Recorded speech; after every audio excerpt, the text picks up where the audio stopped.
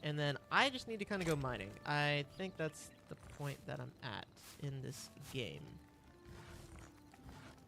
So, with that being said, let's go mining! Grab another pickaxe. I could set up a mine shaft, but I have found caving in this game to just be the best thing to do. Let's remove this. Yeah. Oh, the mice, the little mices, they're so cute.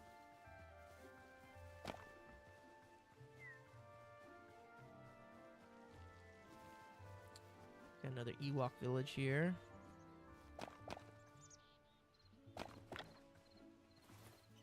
Let's see.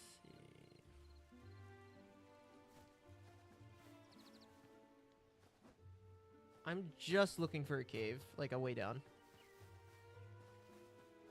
Don't really want to take on 3 of those guys at once. You.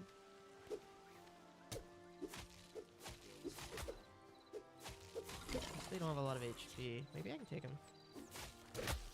Oh my god. Okay, I did manage to take them, but that was not it. That was not great. Chickens! I can get you guys later, I think.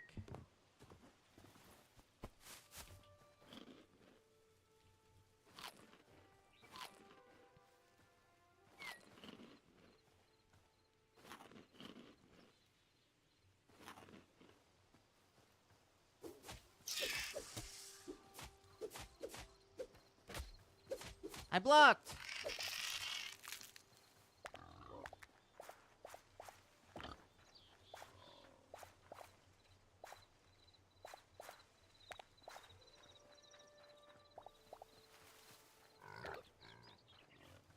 Frick. The bears, dude. The bears. The freaking bears, dude. Oh, that sounded like a spider. The freaking bears, dude. The bears.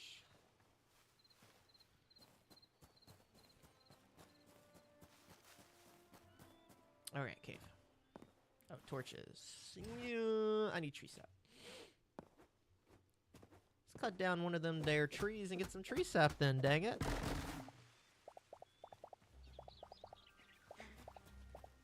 Fox, leave me the frick alone. I don't want nothing to do with you, dog. I'm just gonna offhand my torch. Let's go gambling.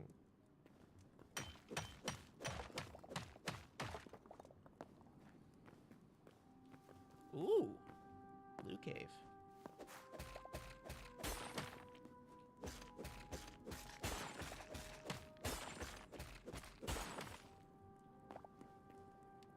So these are giving me shards. Why does a rat do so much? I don't know if the shards are going to be useful at this point in the game. I genuinely don't know, but we're going to pick them up anyway. At least some of them.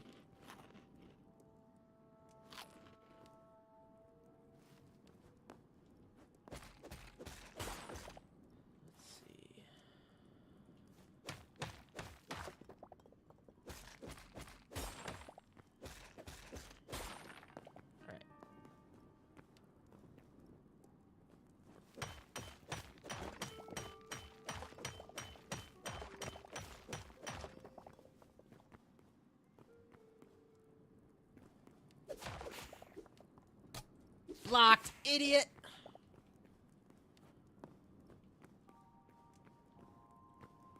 Can't even go up.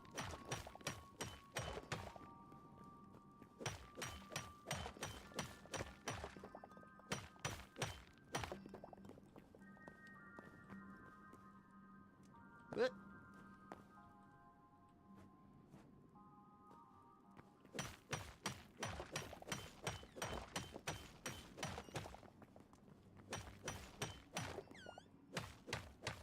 What is this block? Assault cobble, right. Right.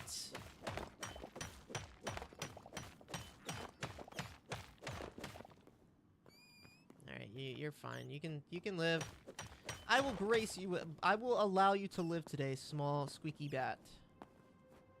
But I swear, if you turn on me, it's over. It'll be the last thing you and your kind have ever known.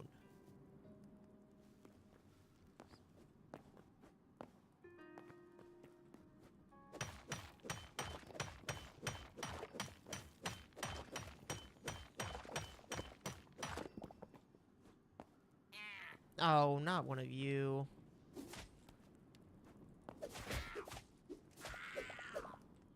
Alright.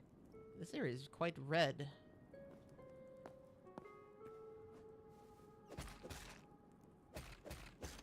Excuse me, red scraps, right? Yeah, red crystal shards.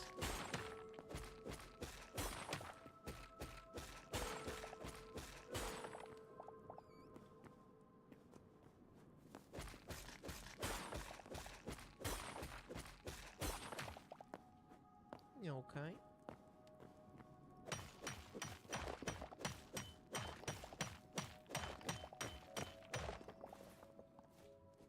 Got some copper on us. We're making some progress as far as just getting stuff.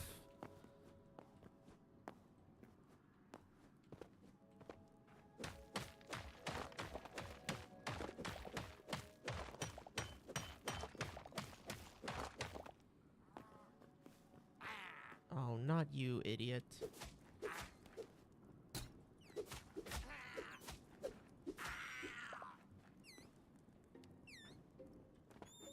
Very mushroomy down here. Ugh, look at the skulls.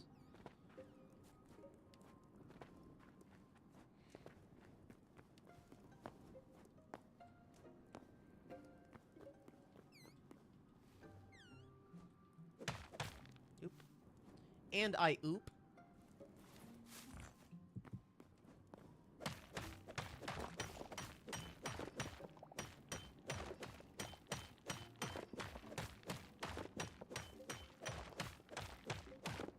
There we go. Yeah, I'm gonna... Is that the surface? I'm not even down that far. I honestly don't even know what they're used for yet. So we will discover that at some point.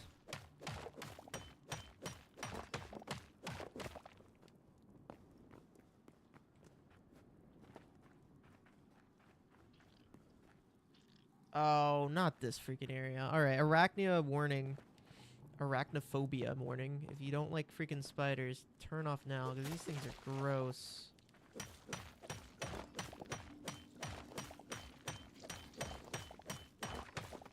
I'm not an arachnophobe, but I don't like these. I don't like these cocoons with skulls in them. Don't like it. I get that they're supposed to be like undeads wrapped up by this idiot right here, but I just have no interest in its existence. Don't want it to exist. Die in a hole. Oh, these two, the freaking maggot things. Don't like them either, bro.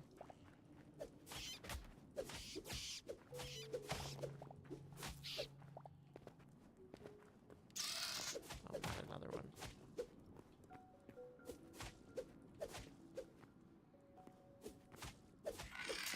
Yeah, I kinda played that like really good. Not even capping. I would love to find some iron. I'm gonna have to go deeper, but it would be nice if I could find some.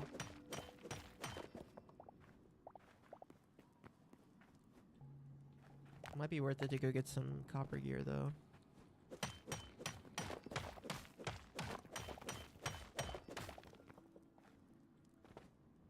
Okay, I'm going up. If I reach the surface again, I'm just gonna keep going. I did not reach the surface, although that's probably close to the surface. Kind of want to just go back and smelt stuff and regroup, regather my thoughts and my prayers. But you know what they say, go deeper. Don't look into that. Okay, let's. Is there anything here? Dead end.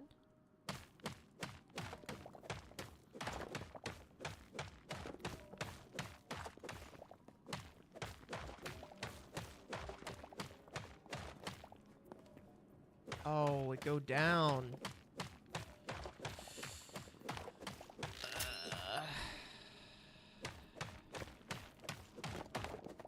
I need to go down to this level for iron, but this is sketchy.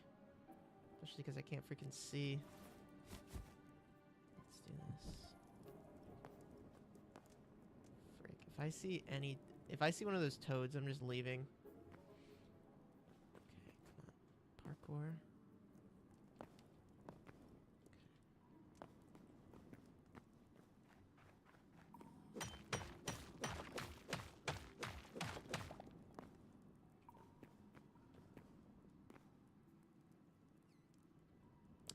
Yeah, I've made it down to the... Ah! No. Be gone, thought. If I make it down to that area, there's a lot of good stuff down there. But see, like, that ogre guy? I'm not really interested in fighting him.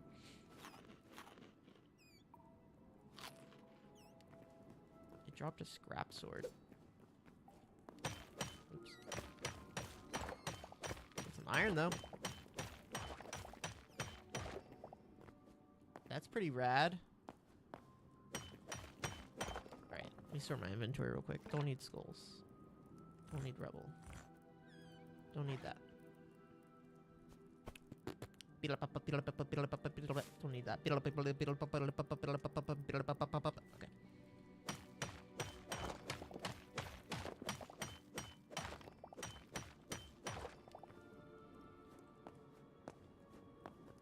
Oh, the music. The ambiance in the music.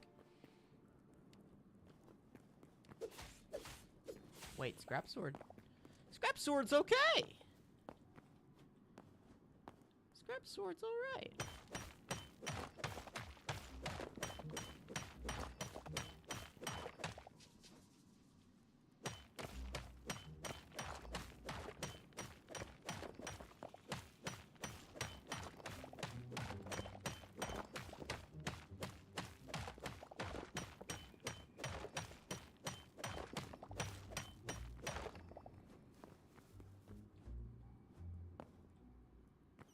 Big old freaking cave. Dang old freaking big cave, dude. I don't even really need that much copper anymore. I just kind of need iron.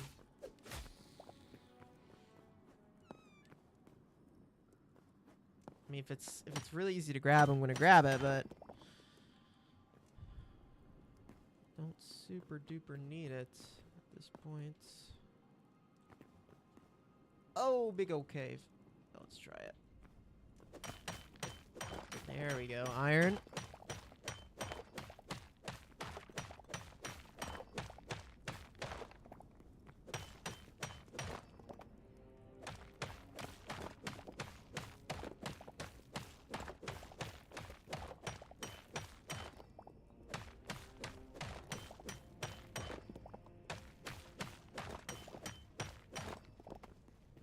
Let's see. There's a lot of stuff here.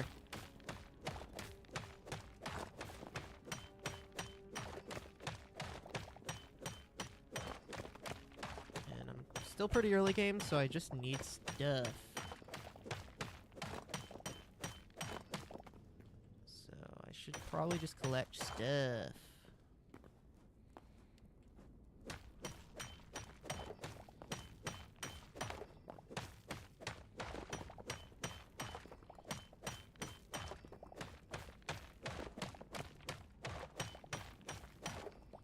Like even blocks, I can just use blocks at this point, you know? Snail. Yeah, snail, you're fine. Skeleton dude, you're also fine. Actually, I don't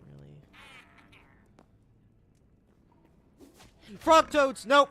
No, no, no, nope, nope, nope, nope. Mm-mm. Nope. Guys, those things are no joke.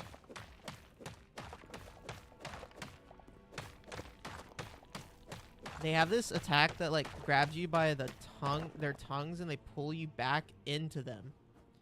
And not only does it do a large chunk of damage, but you can't move.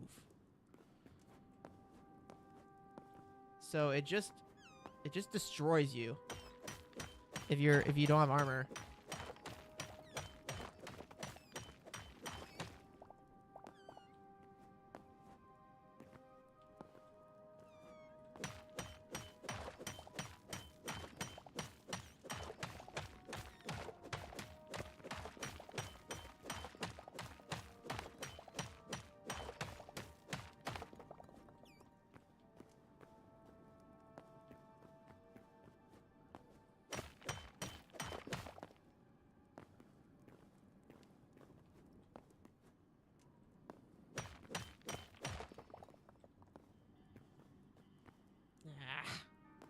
guy's down here.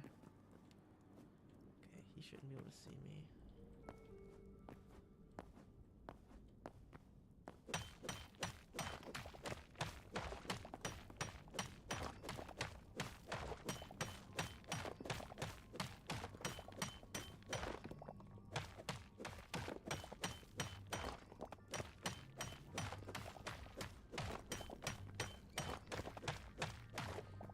I'm gonna start working my way out of here.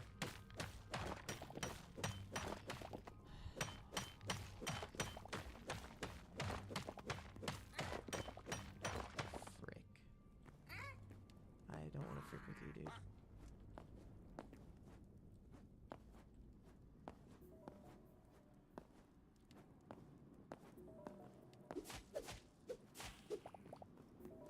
I know there's more copper and surely more stuff, but I just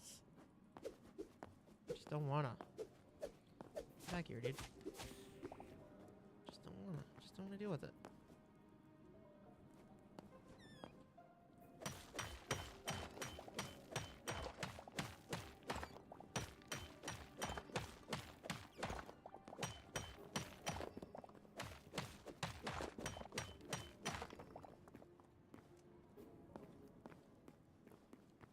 More copper. Oh, does this go down more?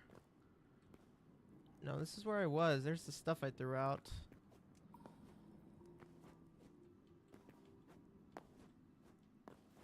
Yeah, I need to work my way up.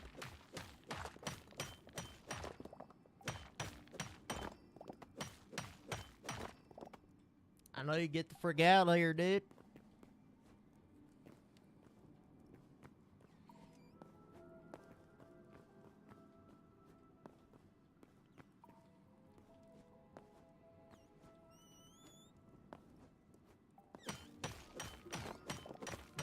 Pickaxe. Oh, what am I out of? Rubble. Really?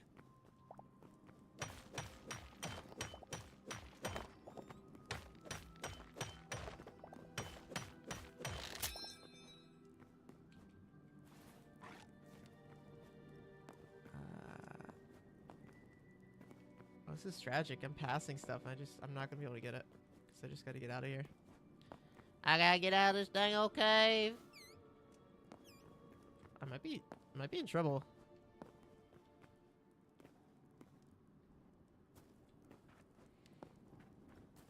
Oh, rubble. Ah!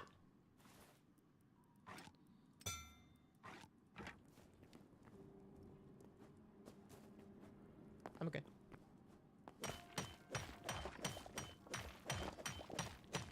Yeah, I played around earlier, and I really like that you can access the frick, stop. That you can access the chest, or like it pulls from chest, right? Like that's a Terraria feature as well. And I really like that. It helps so much, especially like in a game like this where you have a lot of different items and inventory management. Currently, inventory management seems a little clunky. I mean, it's not, I'm not gonna say it's bad. It just comes with this type of game, I think, personally.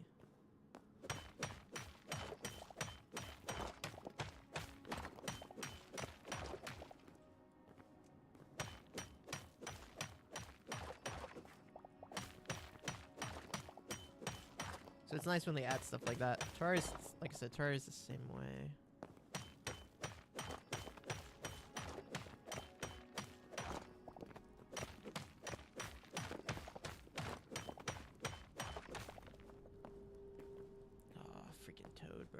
I wish they glowed in the dark or like had some indicator of where they were at.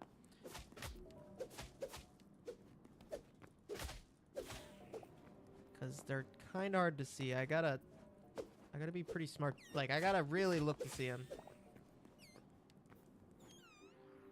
There's like a structure up here. I heard something go ha, and I did not like that.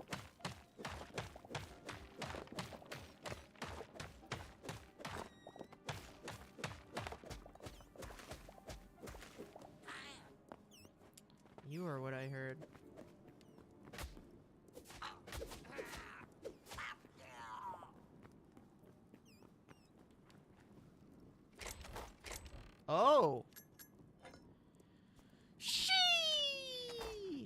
like this chest, too. Give me that.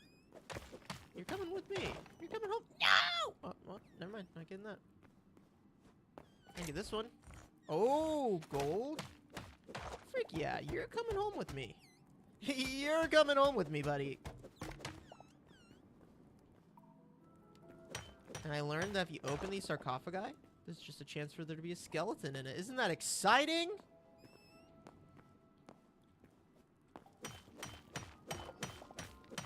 So we're not going to do that. I'm not going to take optional combat at this point in the game.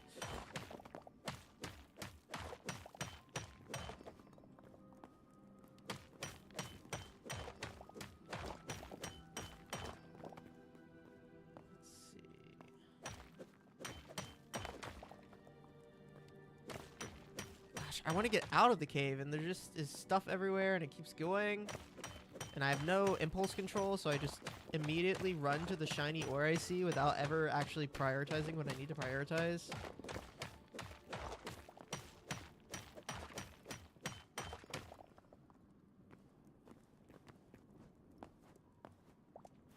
Oh yeah, my inventory is shot.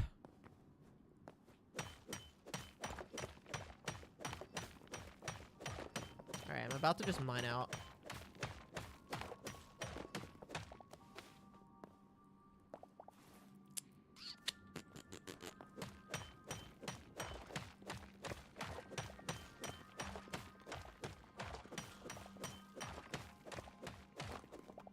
I'm about to just mine out.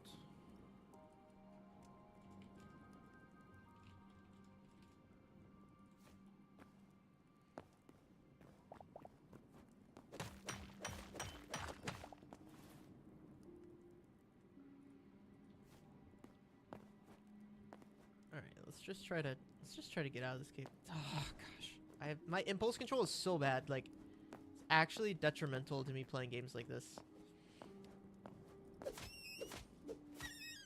Like the amount of self-control it takes for me to leave like that ore there and just ignore it, it's actually insane. Oh, I'm stuck. Oh, I climbed the ivy, I think. Okay. Ah! There we go. Oh, can't see.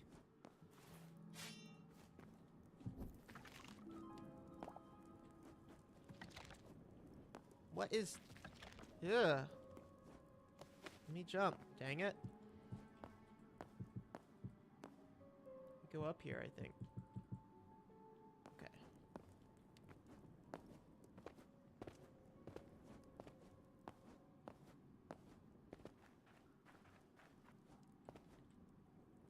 What is this block? Is this just dirt? Clay.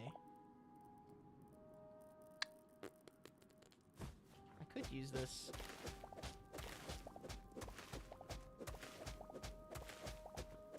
I could use this. That's dirt, right? Okay. I want to go to surface, please. Take me to surface realm, please. Oh, thank goodness.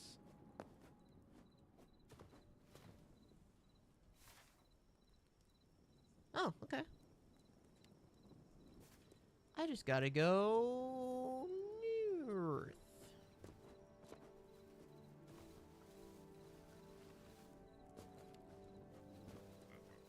Hello, pig.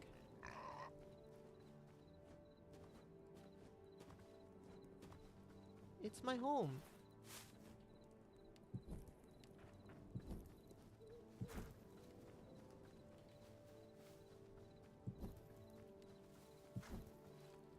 Light it up so I can hopefully not deal with as many bad guys in the night.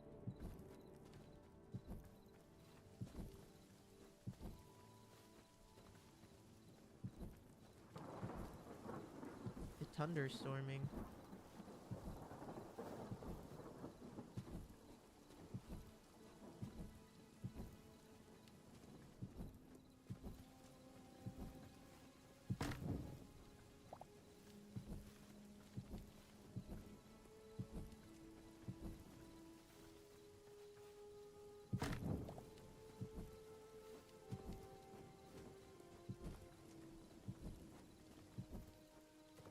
All right. Area's lit up a little bit.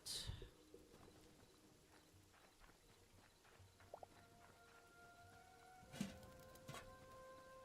gonna need more chests. Let's...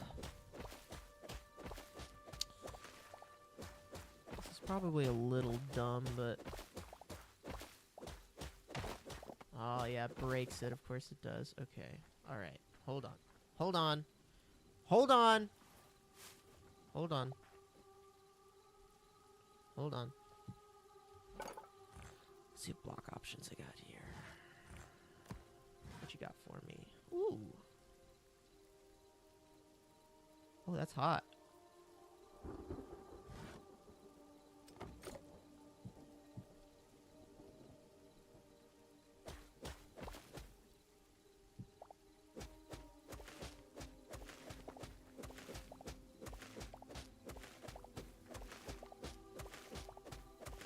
Hold on. Bear with me, guys. Okay. You up. Dang it, where'd it go? There it is. Alright. Alright.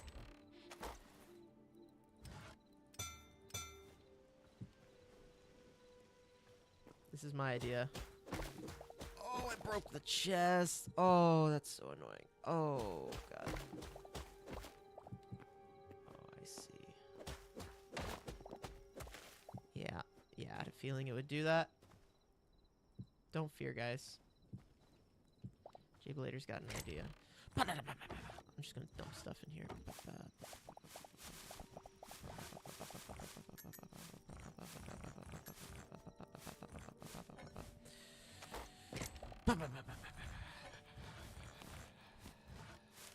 Okay.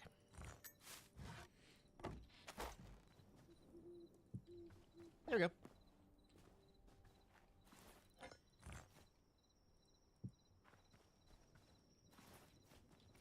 All right.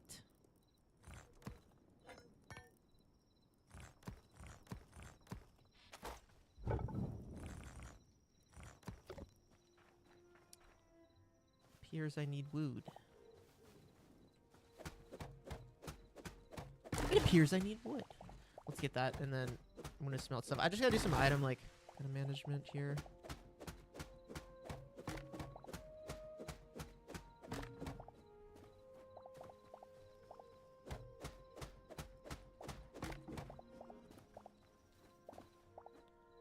Let's see. Bah. There we go. We'll get that going. What else? We gotta smelt that. We gotta smelt that. Let's see.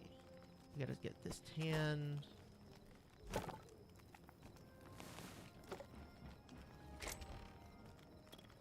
Okay.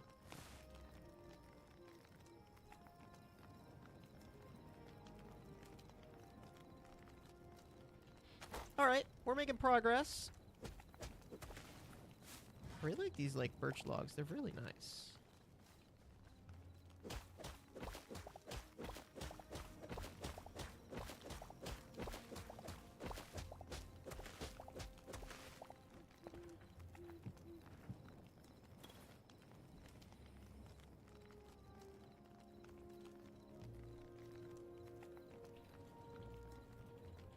Let's let this stuff cook. Let's let this stuff cook. Ba, ba, ba, ba, ba. You know what? I might end up putting more chests here. Oh, dang it! I didn't think about that until I...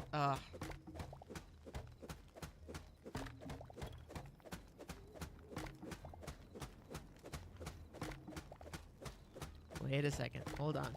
I'm cooking. Hold on. Okay.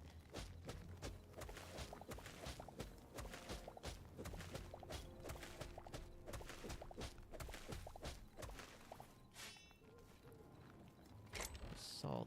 Do I have the salt? I do.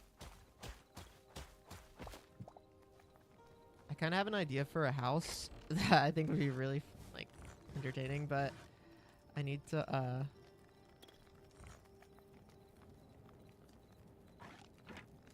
I'm not ready for that yet. Gonna need a lot of random blocks.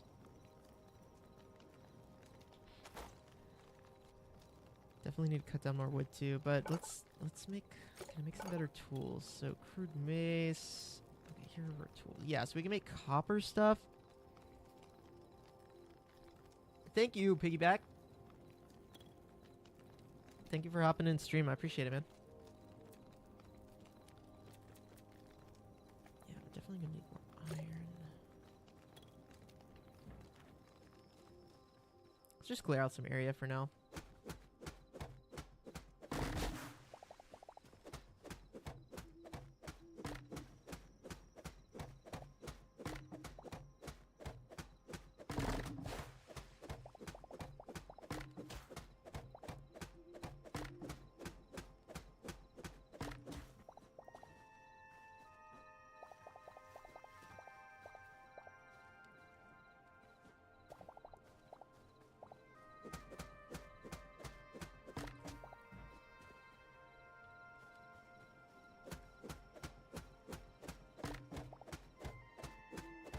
And the campfire, you get 4 times as much food.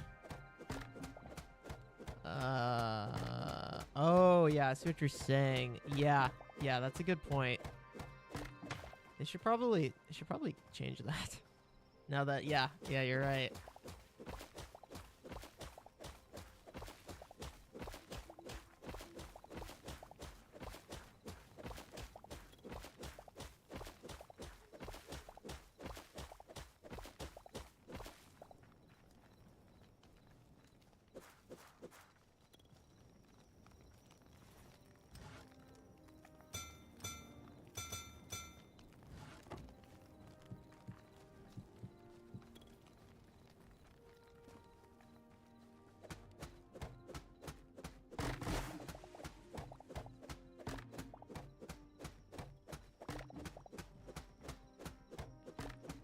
Good point. I really want to build like a modern house.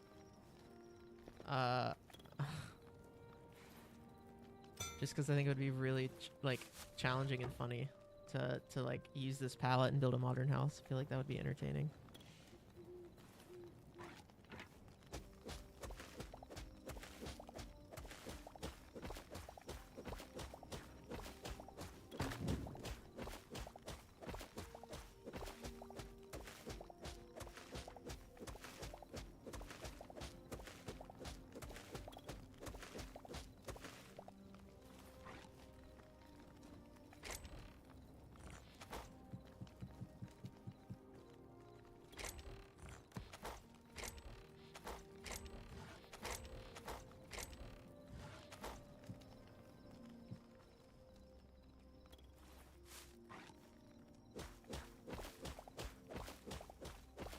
Something like this is cool. Yeah, I think the white's, you're right. The white stone would be great. The sandstone blocks are really great. There's like the dark volcanic stuff. There's like a few wood variants that would be really nice. So there's some options. But I don't have to do it right this minute. I'm just gonna start by clearing this area and stuff.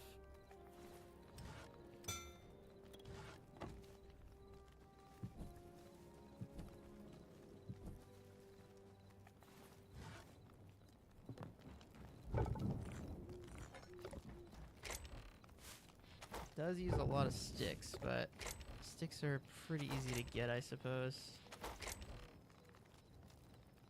Alright, let's smelt this up.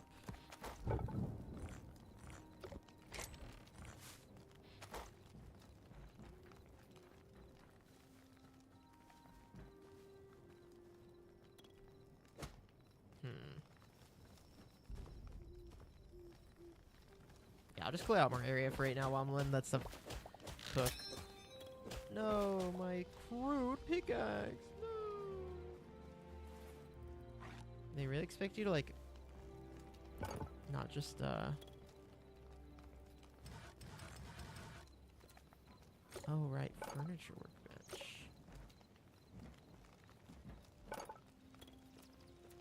Interesting.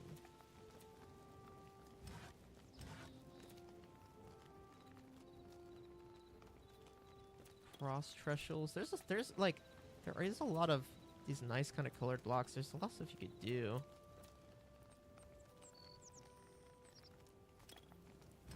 Cauldrons.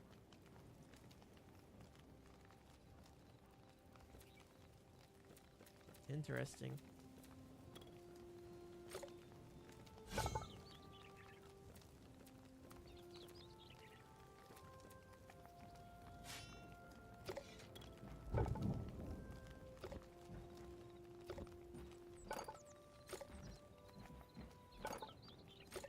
What was it gonna do? Hold on. I'm getting mind flooded.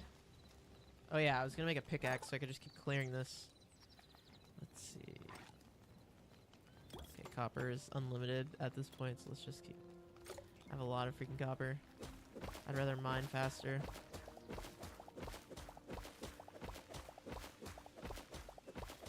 We'll clear out some area.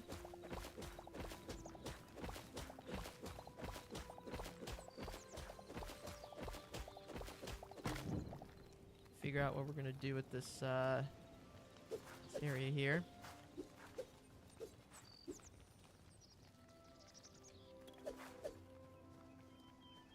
So I think I have to make the grass blocks, right? I think I have to do this. Yeah, I do. Okay. That's not too bad though. There we go. Yeah. So I can make the grass blocks, the full grass blocks.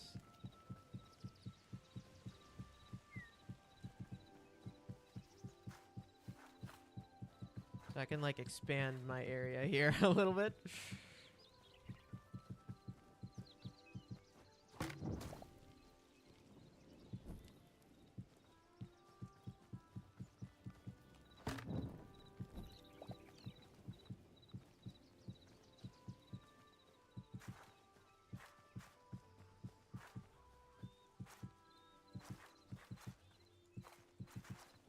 I don't need the entire area to be like a giant flat area, but it is a lot easier to work with when there's like less variation in the terrain, for sure.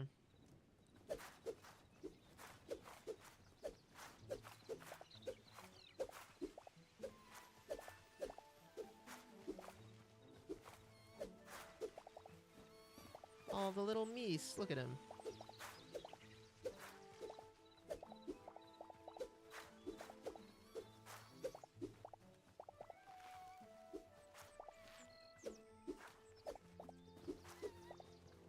See you, buddy. Hello. Yeah, I hear you.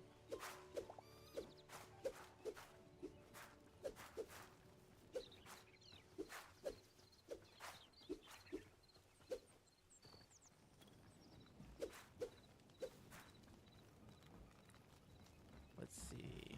Yeah, I gotta keep... I'm just gonna make a hatchet, too, because I need to, cut down more of this foliage. I'm assuming this is going to be faster. Yeah, it's a little bit faster. Doesn't make a huge bit of difference, but it's fine.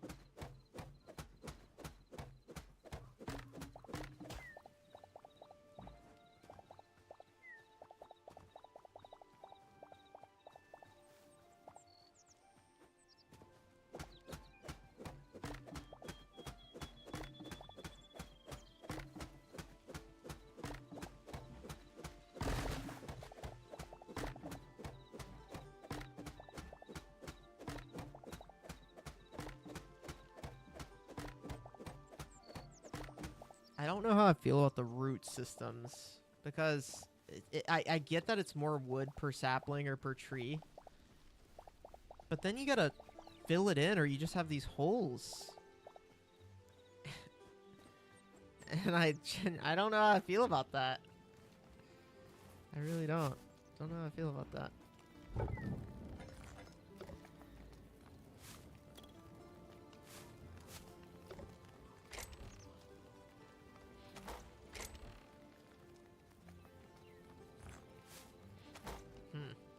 Yeah, I'll think about how I feel about that one. I guess I don't know.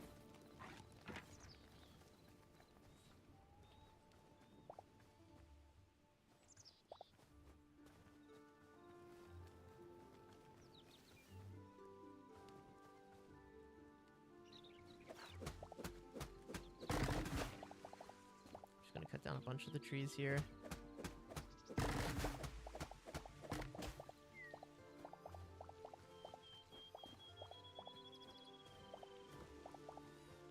Little mouse. I see you. They are so stinking cute.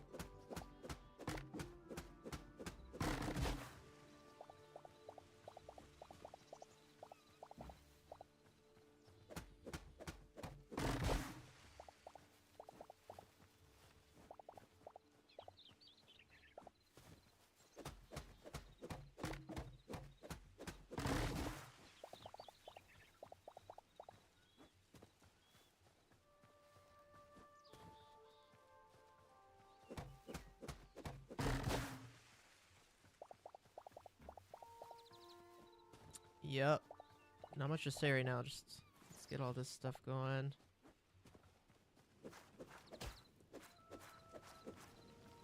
Clear out more area, make more dirt, make more grass blocks. I know the shovel is faster. Can I craft a shovel? I might have to upgrade my workbench to make a shovel. No, I can't. Oh, it takes light leather though. I don't know if that's worth it. Yeah, I don't think for the speed at which the shovel goes, I don't think it's worth it.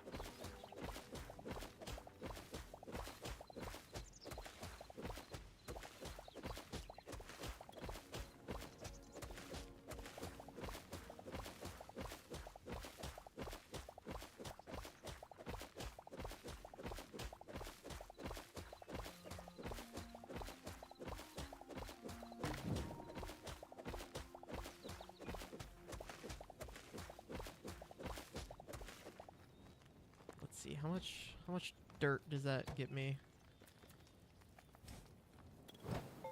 75. Oh, that's done. Excellent. What does that give us? We can make iron pickaxe. Let's go ahead and do that. It's gonna be a nice upgrade. We can make. Probably should look at armor, and probably should look at weapons. Iron sword. Yeah, we're definitely going to need a better weapon. So we'll go ahead and do that. And then we're going to need armor. Let's see. Put this away. Put that away.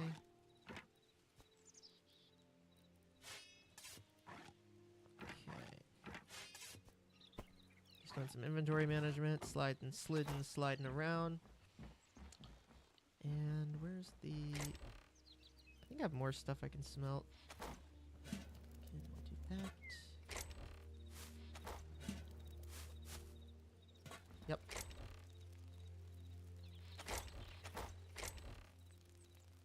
I do have more stuff to smelt. Ton of copper. Your mic is kind of quiet. Yeah, I'm not really talking very loud. That's probably the biggest reason. How about you just crank me on up, dog?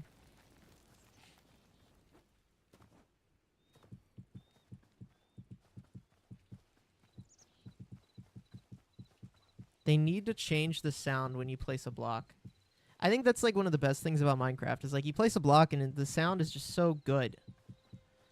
The like grass block sounds, the cobble sound, the wood plank sound. You guys know what I'm saying? Like, there's just something really good about the sound design. And the little sound that this one makes is not doing it for me.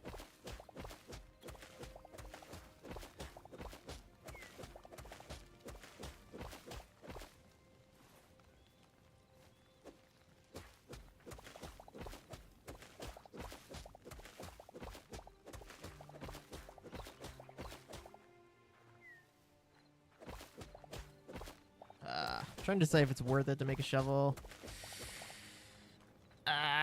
It would probably double the speed of this. Alright, I'm gonna do it for the sake of it'll double the speed of this probably.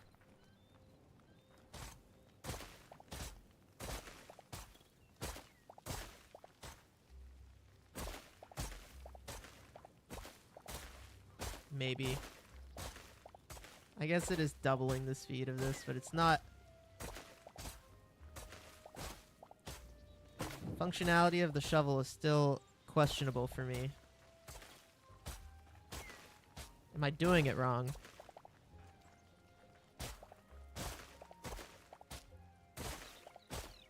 I don't think I'm doing it wrong. I think this is just how it works.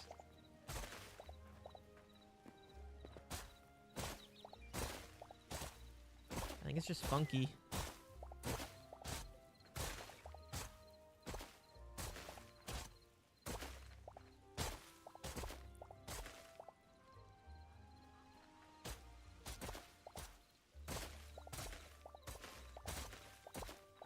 Do I aim higher? I feel like I'm doing it wrong.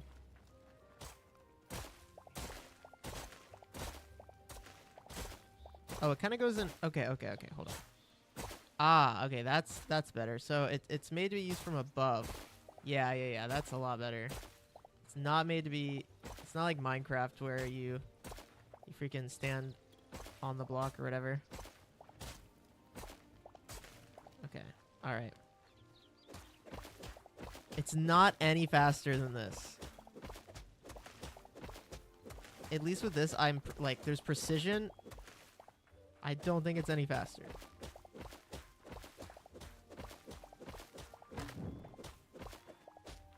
Feels not good. Hold on, I'll give it another go.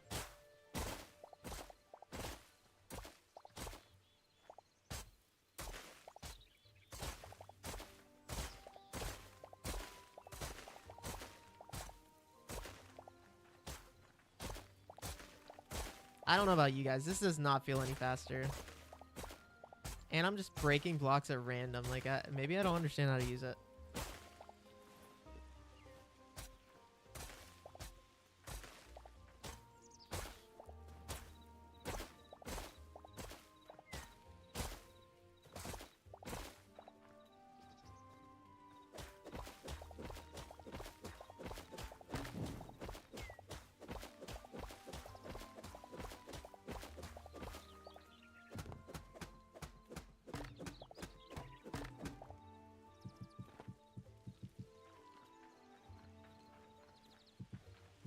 Well, at least we got some area to work with here. Which is better. Oops.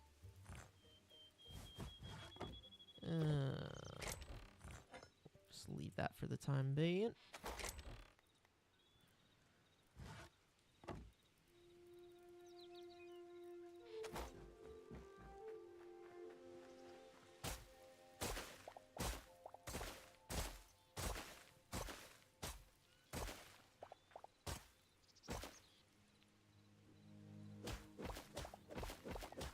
I don't know. I'd rather just like be precise. Like, I can't stand the shovel.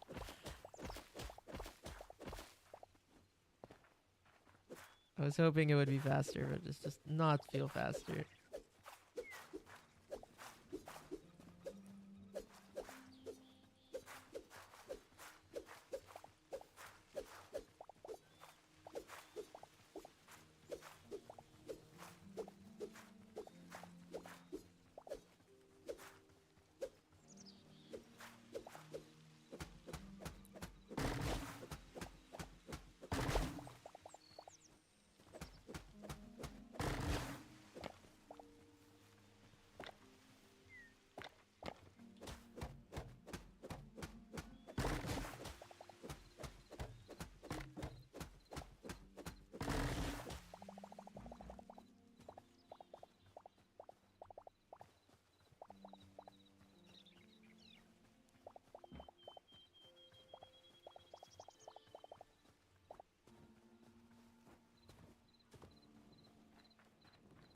let's see here.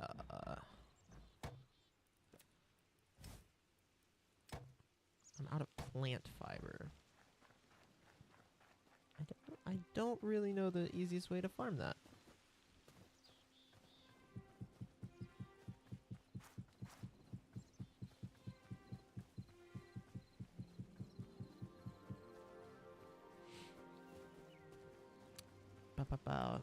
Cutting down trees, going to the fen probably.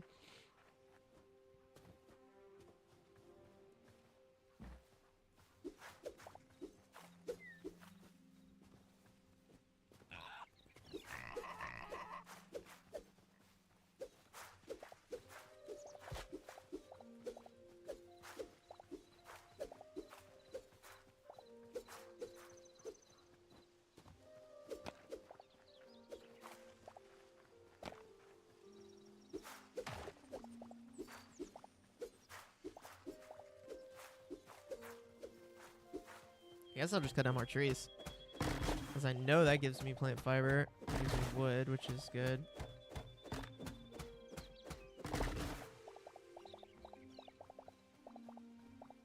The pickup range on these blocks. So used to Minecraft pickup range, which is a little more generous. Or at least feels more generous compared to the entity size. Tiny pig, hello.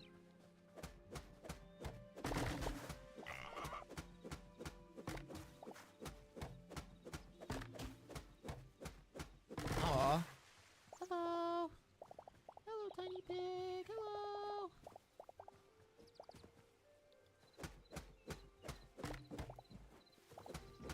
Aren't you just a cutie patootie?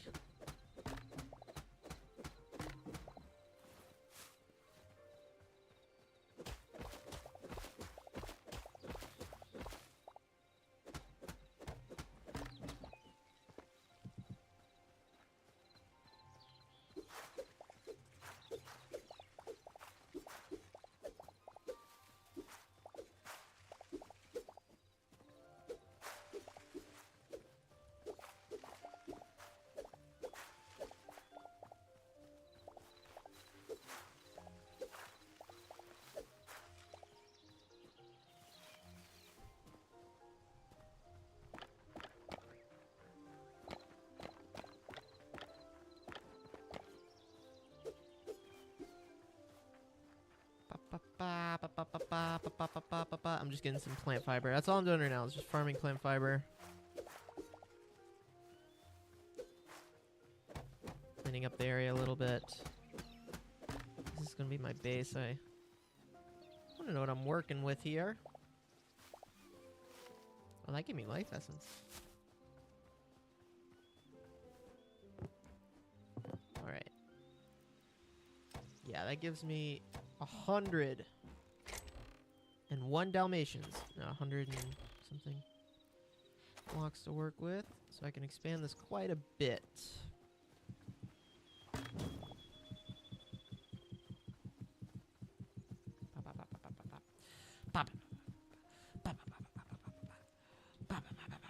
This is what I'm saying. We need a better sound here. Come on. Give me a grass crunch. Give me a... Designers, work on that. Give me a better sound. Oh, one of my grass blocks. I wasted it. Soiled it. Soiled it. Gosh, those do not go very far.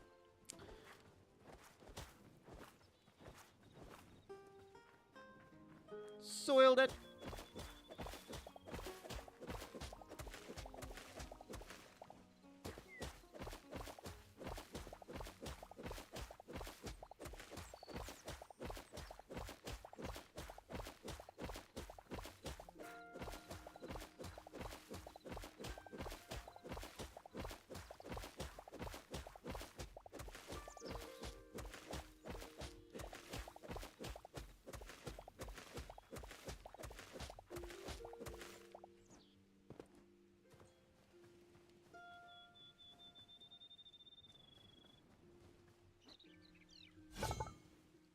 Yep, I'm out of freaking plant fiber.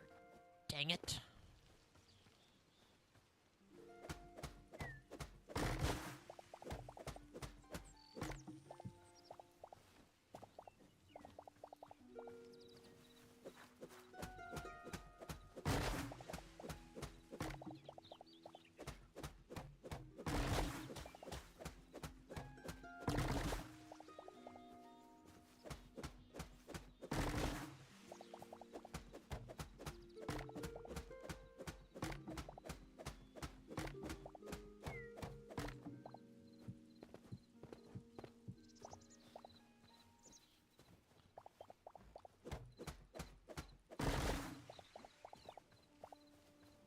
The root system's kind of making me angry, guys. I don't know. Because now I gotta make grass blocks to replace them, even if I dig it out. It's just an aesthetical eyesore.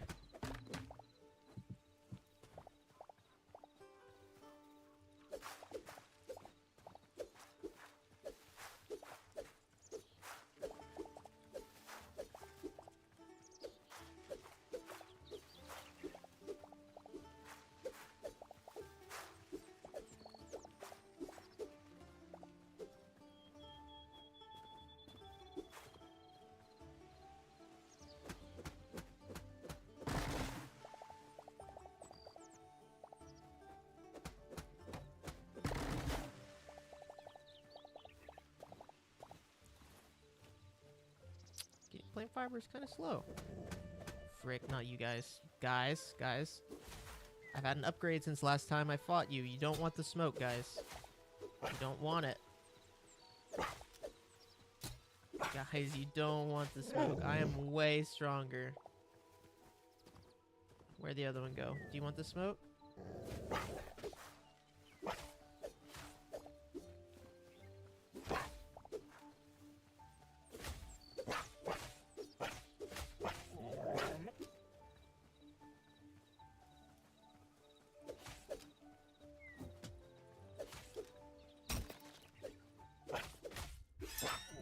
Alright, I almost died, but don't worry, not even close.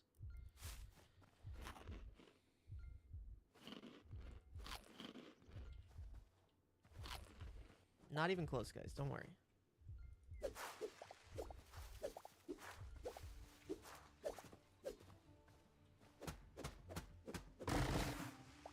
Hey, Fishy Bear.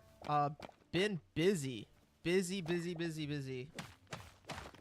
I said at the beginning of the stream, like, I'm in grad school full time, and I'm also working full time. So I got a lot of stuff I'm balancing, and I've also felt like creatively not as pumped.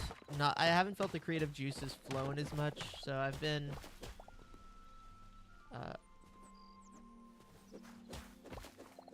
trying to like also kind of just regain some creative juices and stuff. So I've been playing other games and not recording as much and whatnot, but everything in life's fine. Just tired.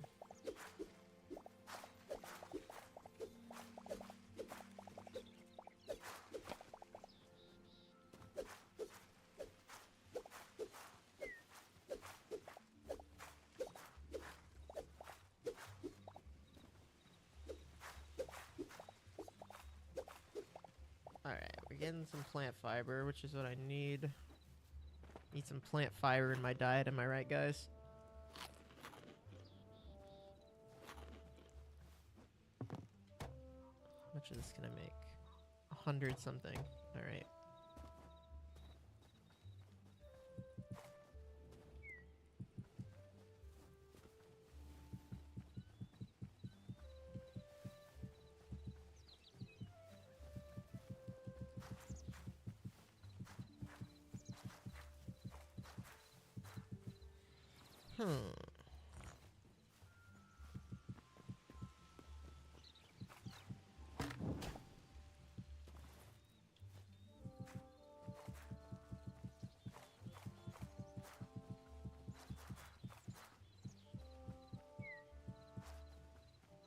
This crap does not go very far. Especially when I misclick like that twice in a row. Dang it!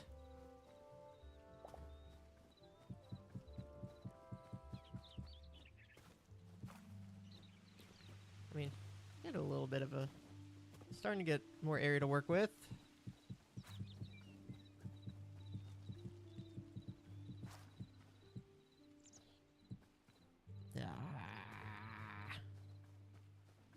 Dude, so true. It does need more sand, Bea. You got it. You always know that.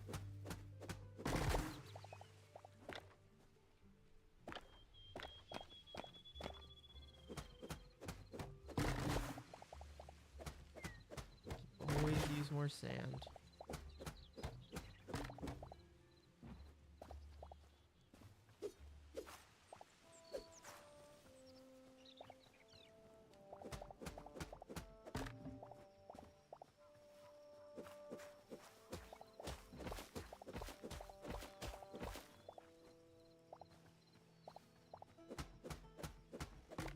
it's almost night. No.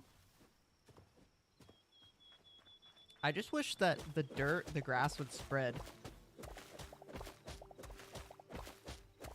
Because I have to replace, like, this is either going to permanently be dirt.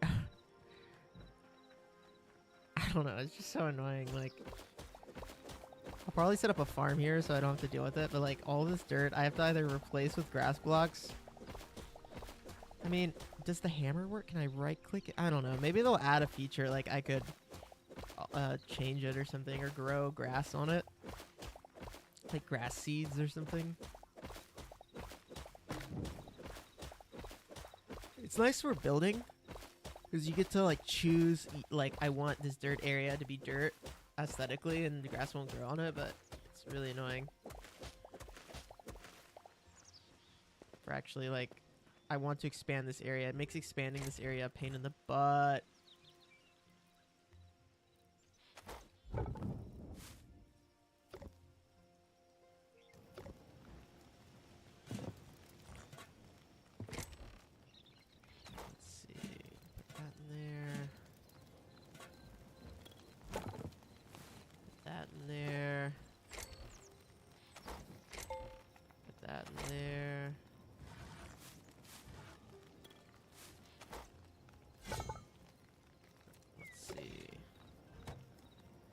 I can make shears, I can make a bucket, I can make a watering can. I'm gonna have to farm at some point, but probably gonna do that next time. I'm not super interested in farming at the moment. Green moss rug. Awesome plant fiber.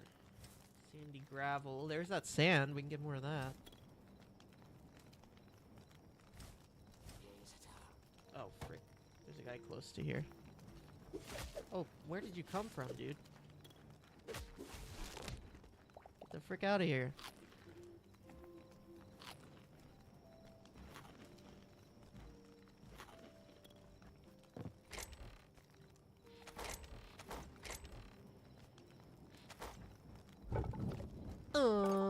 Let's see. Let's find rugs. I'm just looking at different options here. Those are all aesthetical. I don't know. A bag of animals. Some animals might be lured to this. I don't know what the feed bag does. I don't know. But I can place it.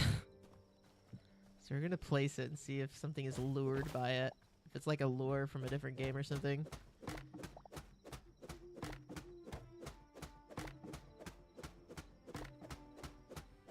Not sure. Or if they've even added the functionality for that stuff yet. I don't know. Oops, sorry, bud. I thought you was a bad guy.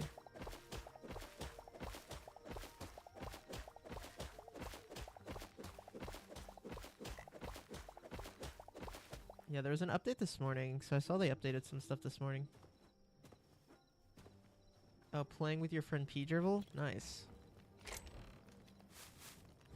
Sounds like a cool dude.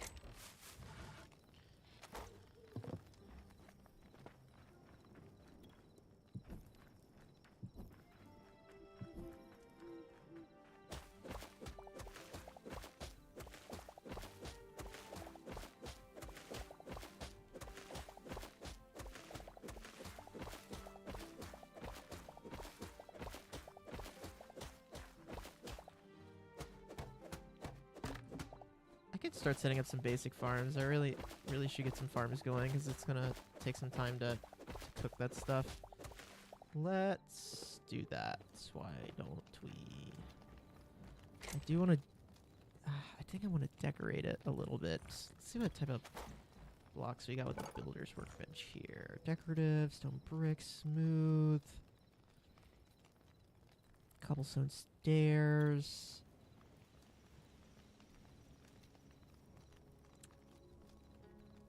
I want to do like an organic style with it, so let's make 10 of these or something, and a few of these, and a few of these, and then we'll use that. I also think I can make a hammer, and it's gonna do like a similar thing. Or it's gonna be allow me to like change the blocks. Purple apricorns. No, that's in the Cobblemon mod is what you're thinking of. Yeah. Cobblemon mod has that. Common mistake though, don't worry about it.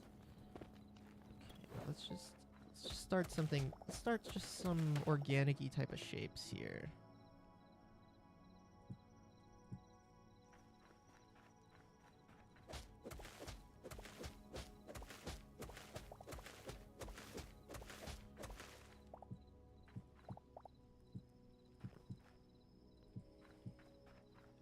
This one does not fit in the palette at all.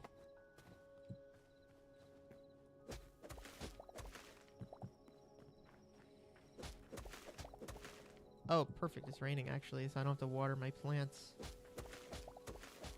Yeah, you've probably been looking in the wrong game. Sorry about that. Yeah, you're gonna have to look in a different game.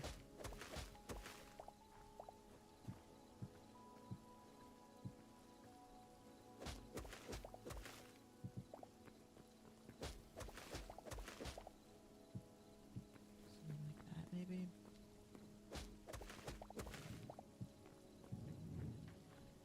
I don't know, just some kind of organic-y type of shapes is what I'm going for here. It's dark.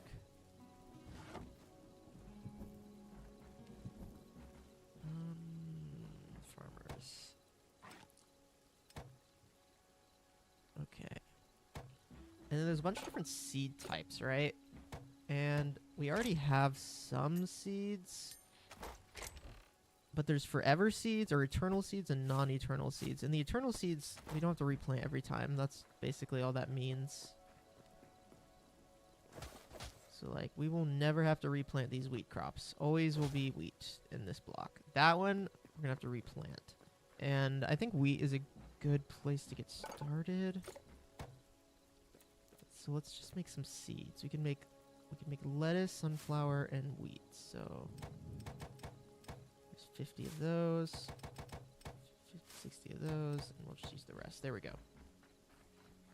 Hytale mod. Yeah, no, what? Like, genuinely, it will exist. Like, Cobblemon uses block benching for the models, right? So the models already exist, and they're already compatible. They're already cross-compatible.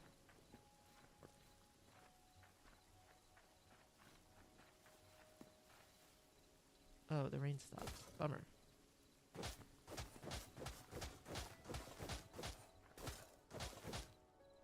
That means I have to water these now. I don't have to. It just speeds up the growth if I water them. All right.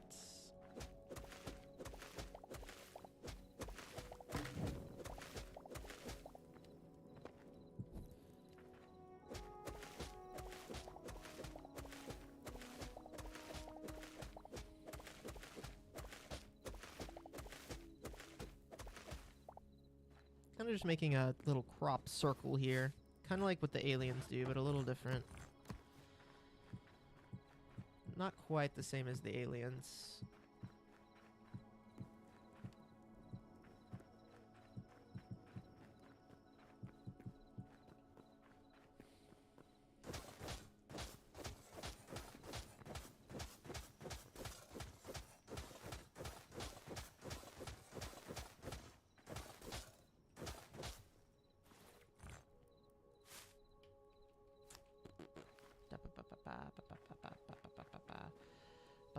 I'm thinking about how I want to do this. I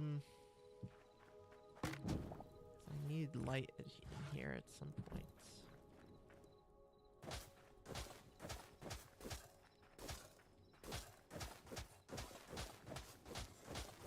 Maybe I'll do like a lamp there at some point. Hey, Ori, what are you doing, boy?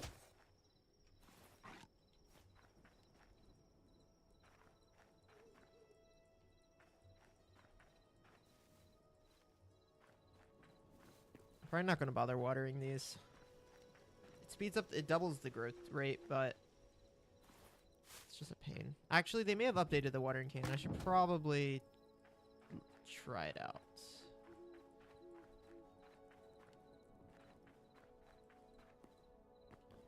I've been good. I just very busy, like trying to balance a lot of stuff.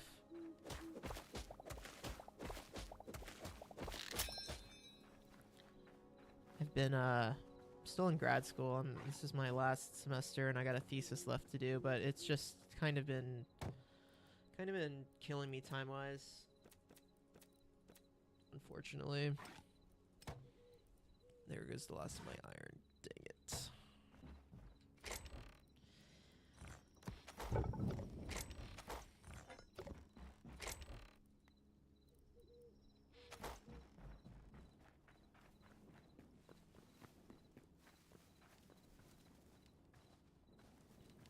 I enjoy school. I mean, I'm working full time and I'm doing that, and I enjoy working and stuff, but yeah, it's a lot to balance. Doesn't leave a lot for YouTube, but I still try to play games just because it helps me cope, deal with stuff. Oh, they made the water last longer. Alright, good. But yeah, it just doesn't leave a lot of time for me to like make videos, which is what I would love to be doing. I love making videos, but just not a lot of time.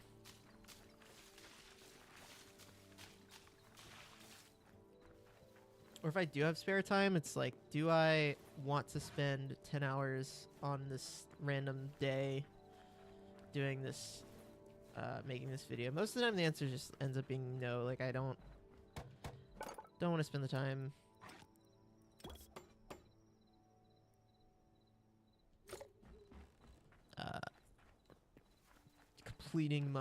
Depleting my creative juices on a video when I can't, like, I might not be able to even get back on the server for 2 weeks. So I've got some scripts that I've been writing, and I'll eventually work on that stuff and get back to it, but it's probably not going to be for a month or two. For now, I'm just gonna try to, like, enjoy playing games and not feel guilty about enjoying playing games, because that's easy to do. I am studying what's called design thinking. It's a terminal degree kind of similar to an MBA, except MBAs aren't terminal degrees. You can get a PhD in administration and stuff, business administration. It kind of focuses on product innovation, design research, and like it's like a social science. Kind of a combination of all of that. It's got some psychology elements as well.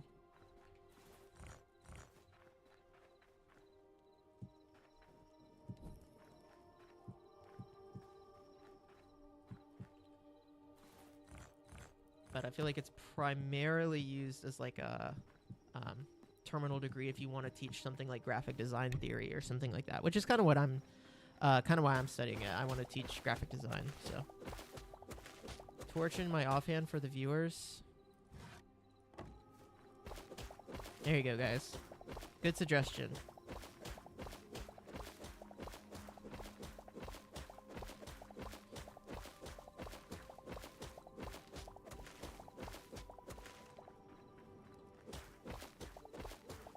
Berry bushes, I'm sorry, you gotta go.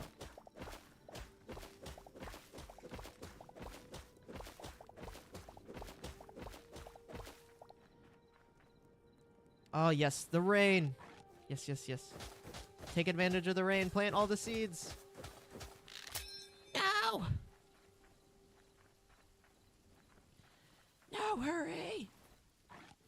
No!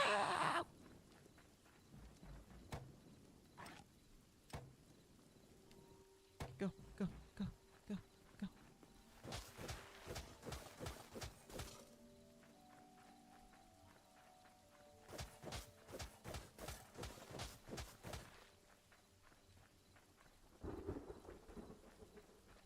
Taking advantage of the rain.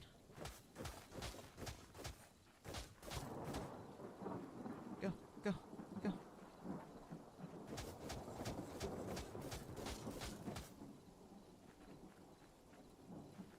There we go. All the seeds have been planted.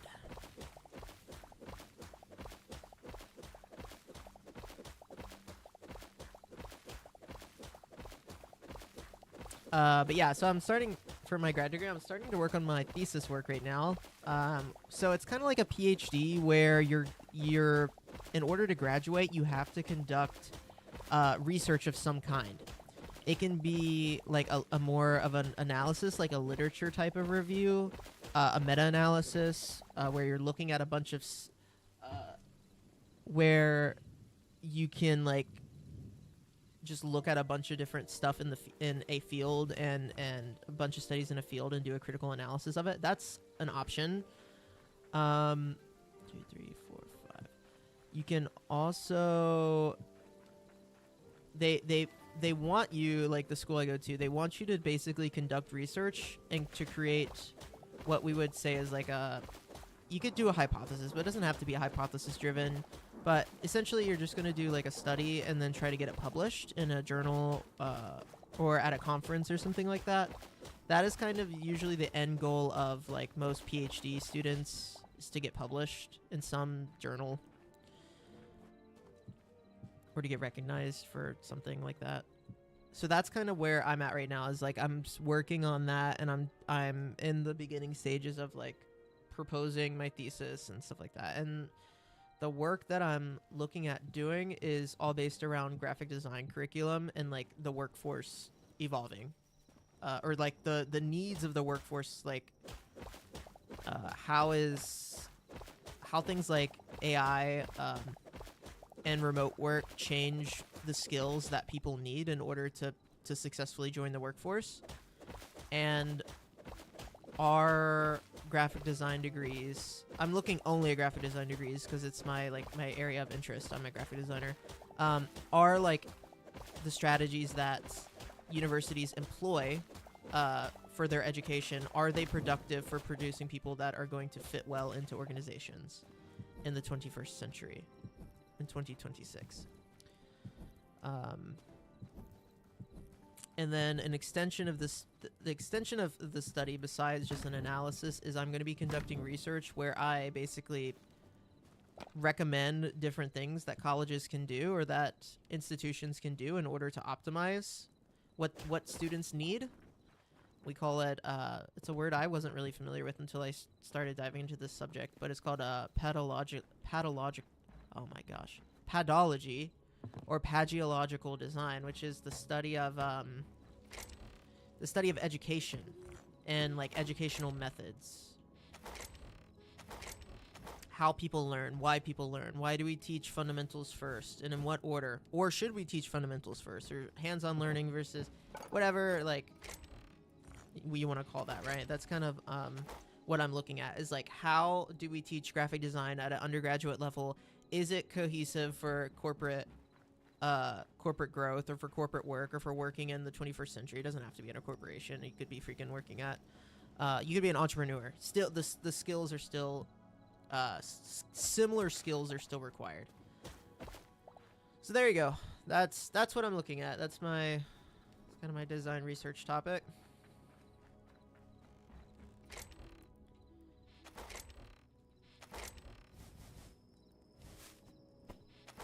There's some interesting stuff out there about that, but it still is kind of a field that is in this, how do I describe it? I would say like this field, like undergraduate pathological design is still very much like, people design undergraduate courses on the ways that they've been done for the past 100 years. For example, it's like graphic design classes. When a new school starts a graphic design program, they're almost always going to look at the graphic design programs that come before them, right? You have a lot of really famous ones. You know, early like Pratt, you had basically a bunch of really big graphic designers in the 50s, 60s, and 70s starting to work at universities, and mostly in the northeast US. I'm completely blanking on the schools, like the Penn States, the Cambridges, the Harvard-y type of schools, and doing like PhDs in communications and stuff, right? And that is what like schools continued, even smaller schools continue to base their educational models off of. The problem is, or at least my proposal is that this is a problem because schools have changed and what people need have changed in schools.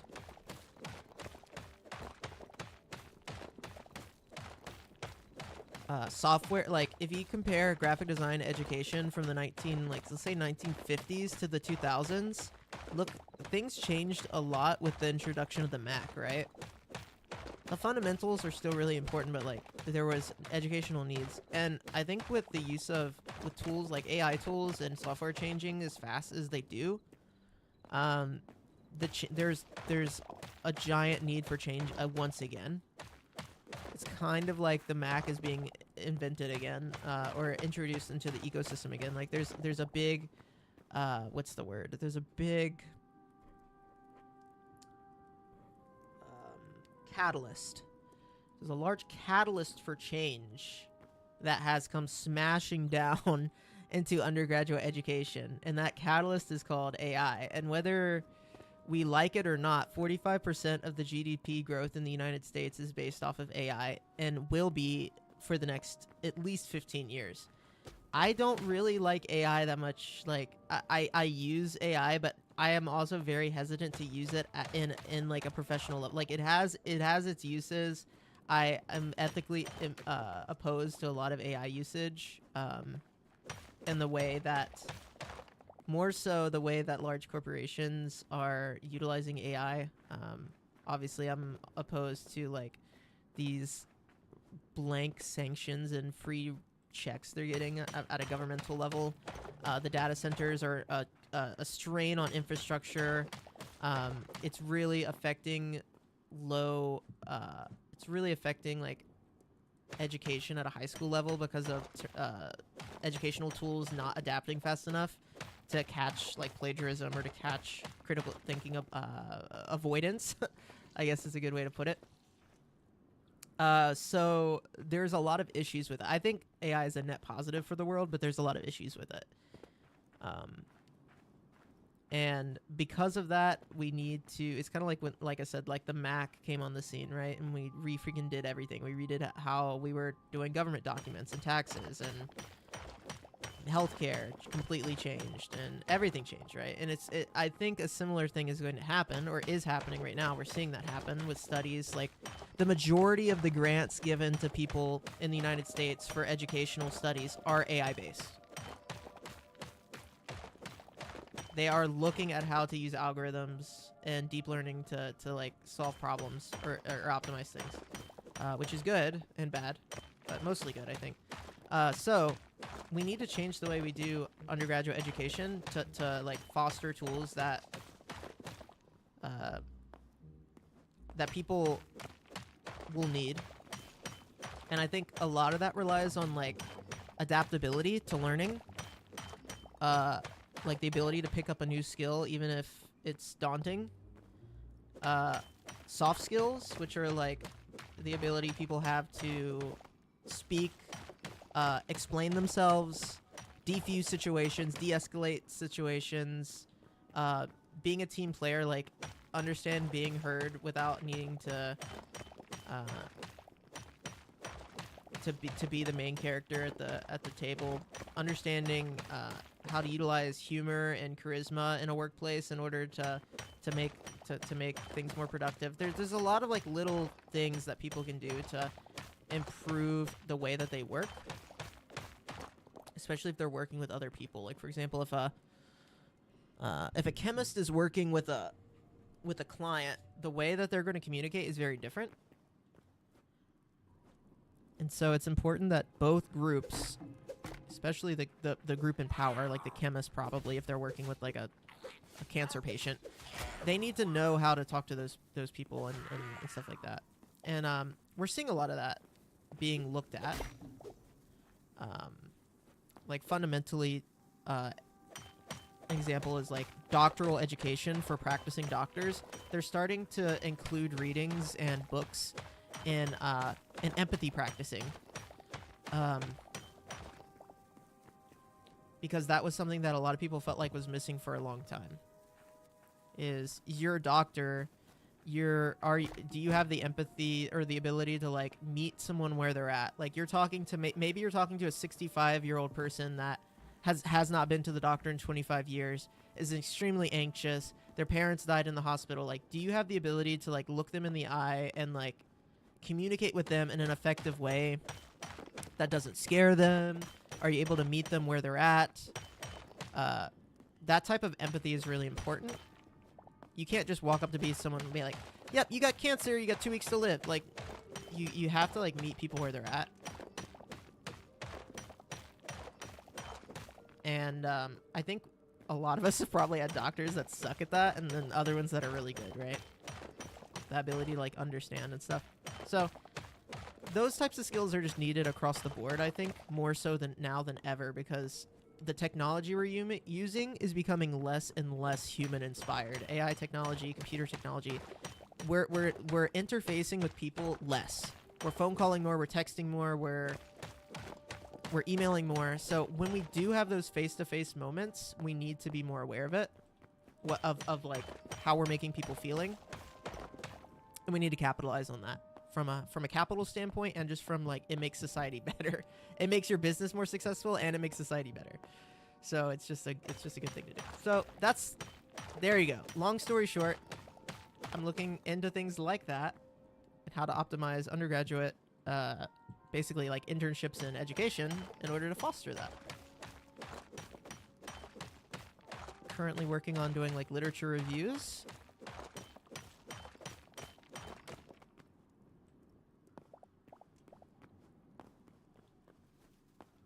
Sorry, that's probably a freaking headache. It's like a lot. It's a lot to take in probably, but it's kind of interesting.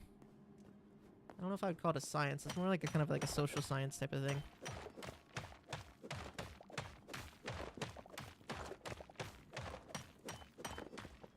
It's mostly just like, it's really hard. It's one of those things that's like really hard to test for. Like, how do you test someone's like actual charisma ability and their ability to like empathize? Like, well, there's no real metrics for it. So it's you kind of just got to look at case studies and then look at meta-analysis of, you can create studies that are meant to measure things like that. They're usually going to be really inconsistent though, because of the nature of the study.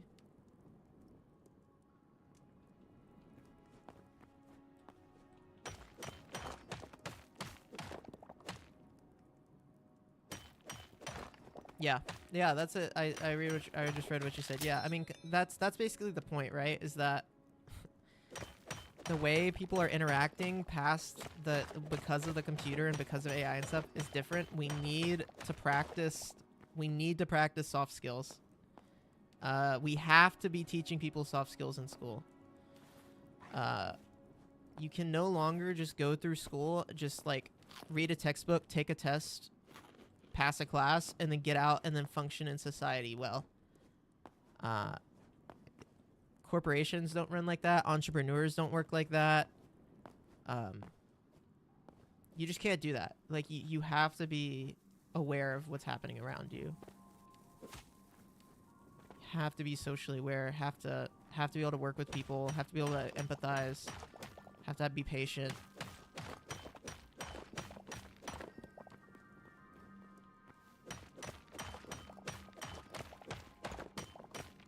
I think in some fields it's more important than others. Like if you're, I think it's important in, like my argument is now more than ever, it's important in almost every field. If you are interfacing with people and technology on a daily basis at all, which like most jobs are going to be using like Slack and Gmail, and you're going to be talking to people. There's not many jobs where you're not. But if you're going to be doing any of that stuff, or working as a team, construction worker or something, like anything like that, you need to, these are pretty big skills. And they're only going to get more important.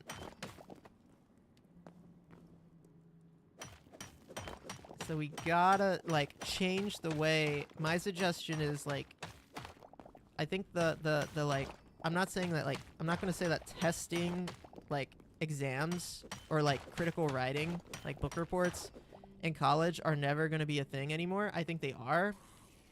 but I will 100%, say that those assessment types are going to be quickly outdated. Like, they're going to have a place, but I think we're going to see assessment types needing to shift to speaking, to team-based stuff, like presentation type of deals.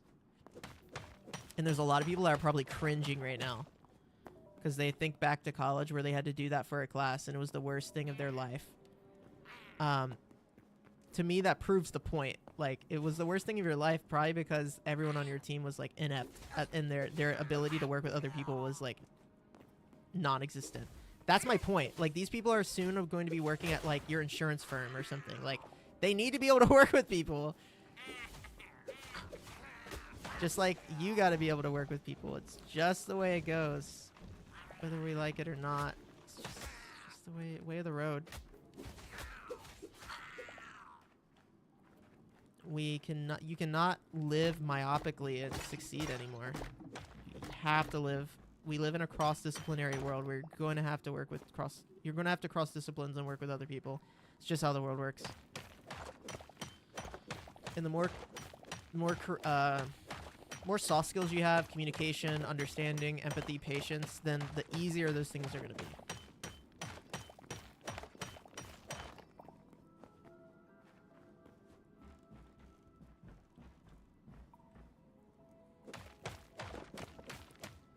So yeah, I think it's an interesting thing it's kind of changing. It's shifting. It's a field that's shifting really quickly. There's some studies that people have done that have talked about it.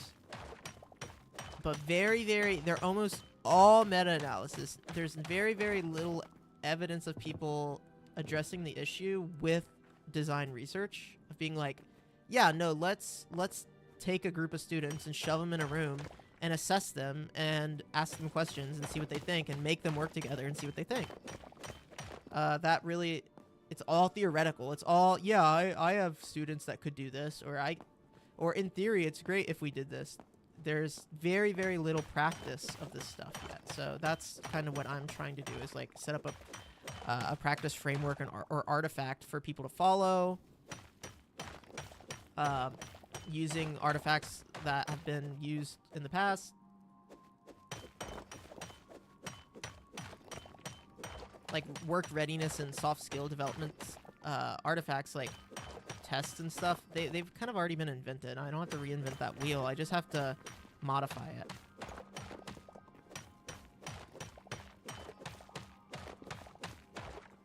Yeah, I know, it's fascinating. I know all you guys are probably like, whoa, Jay Plater, wow! Yeah, I know, it's crazy. Calm down, guys.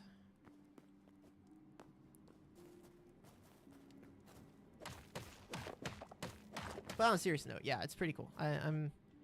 It's gonna be, you can see why that would be a lot of work. Over the next year, I've already been working on this for about 7 months. I'm gonna be working on this for the next year, or 10 months at this point. I hope to finish in 10 months. And that means, like, I'm gonna conduct research. I gotta get approved by a board to conduct research with human subjects. I have to, like, recruit subjects or recruit students within a certain age range and a mile radius, and I have to do all that. Luckily I can like work with my school. My school obviously does research, so like I can work with my school and get all that set up, but I have to create the artifacts and test and run it by people and get approval, and it's a lot. It's a lot.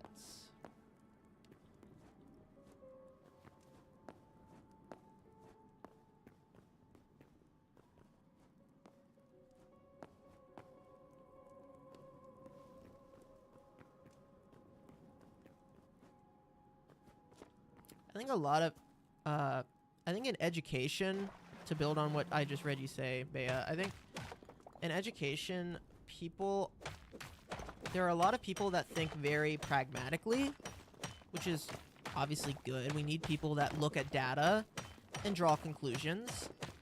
And so a lot of people are going to say, okay, these are the skills people knew last year. We need to have more of these skills, right? And it's very easy to test if people know how to use a software. know another language, know another calculus equation, know another theory in physics, whatever. It is very hard to test if people have learned how to have patience when working with someone that their English isn't their first language, right? That, like, how do you it's without doing individual observation and assessment, which is going to be biased because they know they're being observed. There's no way to do it. You can't do it. Oh, frick, I'm screwed. I broke my pickaxe. I wasn't paying attention. So basically what I'm saying is, like, it's short sticks. It's I think that's the issue, right? Like, there's a lot of people that might be able to on a pragmatic level, there's a lot of people on a pragmatic level that can acknowledge that, like, these things are important, but they're like, how do you actually test for it? How do you actually implement it? Like, what's the point of actually implementing it? Like, survival of the fittest. People that are people that are unable are going to get weeded out, which I think is like, it's true, but it's just kind of not the point of education, or it's unfair to the education as a whole. So that's kind of the stuff we got to figure out as like a group of people. I need sticks. There's a lot of copper in here. I don't think I need any more copper.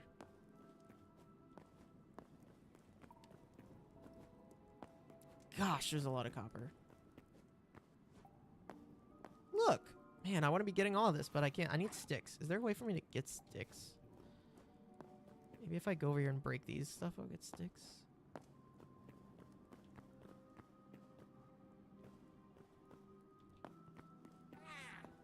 Oh, you are annoying.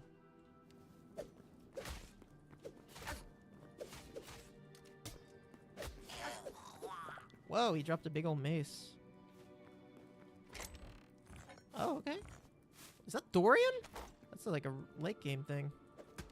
You're coming home with me. Ooh.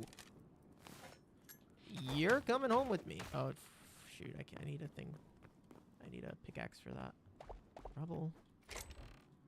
Roast vegetables. Grilled fish.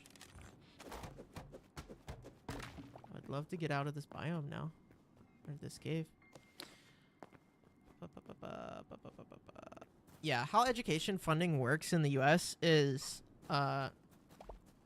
if you can prove that you're, like, teaching your people things that are making them, like, more hireable, or, like, their test scores are higher, then it's better, right?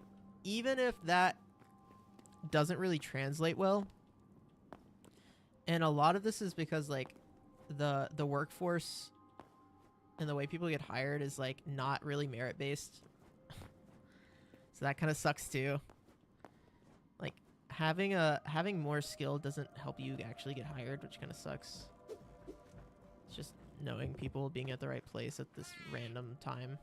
Oh yeah, I applied and my mom went to the same school as the hirer, so I got the job. Stuff like that happens a lot. Obviously, you need to still know how to do the job to a degree, but you'd be surprised the stuff people get away with.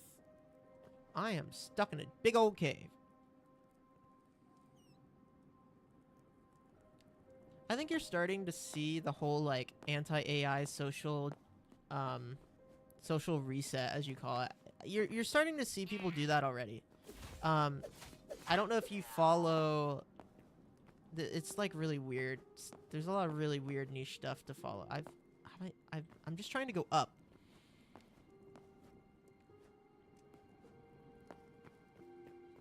Oh my god, I was here. Oh, it's possible. How do I get sticks?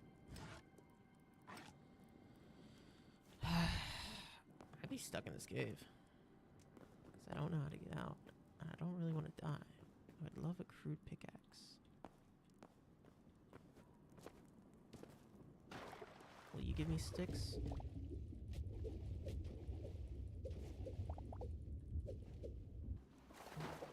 I don't think they gave me sticks.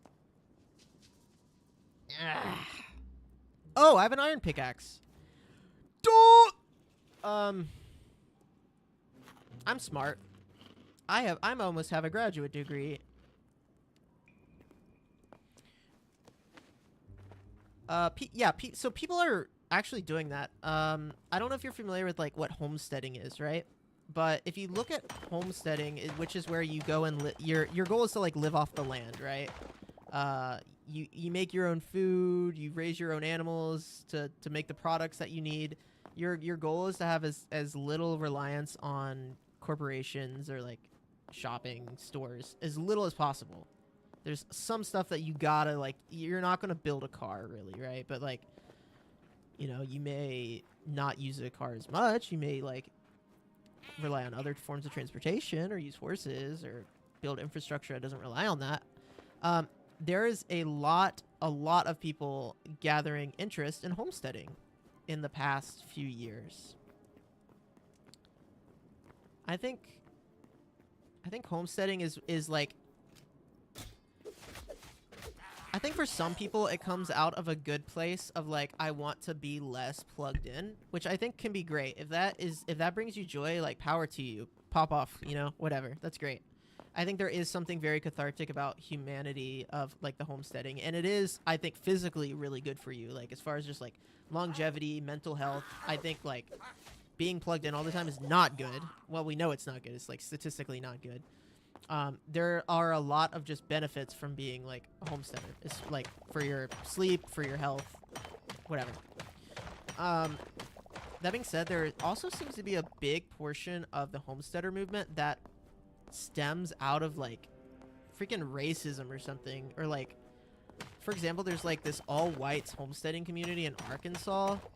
Like there is like a lot of like ingrained racism in the homesteading community, which is why if you look up people that homestead, the vast majority of them are going to be like definitely white.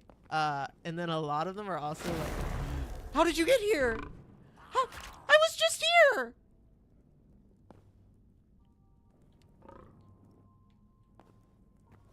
God, how? What the heck?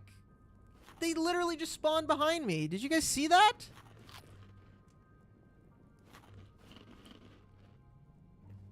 I was in a dead-end cave, and they spawned on top of me. Actually wild. Anyway, a lot of people that do homesteading are going to get into it out of like the wrong reasons. Like they're like, it becomes like political. They're like, yeah, no, the freaking, oh freak, I might be screwed.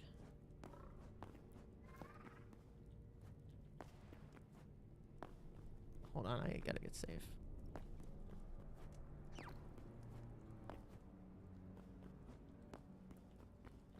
A lot of people get into homesteading for political reasons, which I think is really dumb.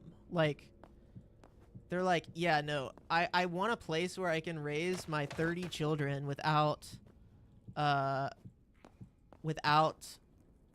persecution from the public schools and teaching them about like what a penis is or something. And it's just weird. I don't quite understand. Maybe I just haven't talked to or met the right people.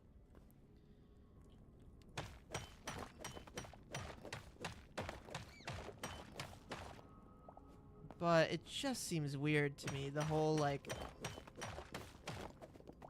it's almost like an anti-education movement, and come to find out, like a lot of the schools where they do, or like a lot of the homesteads where they do the homeschooling and stuff, the kids just end up being illiterate. Like they're like, oh yeah, no, our oldest daughter teaches them. Oh cool, your oldest daughter, like she didn't go to school, so like what does she teach them? And she like reads at a first grade level. It's like, I don't know. I'm sure there's examples of it being great.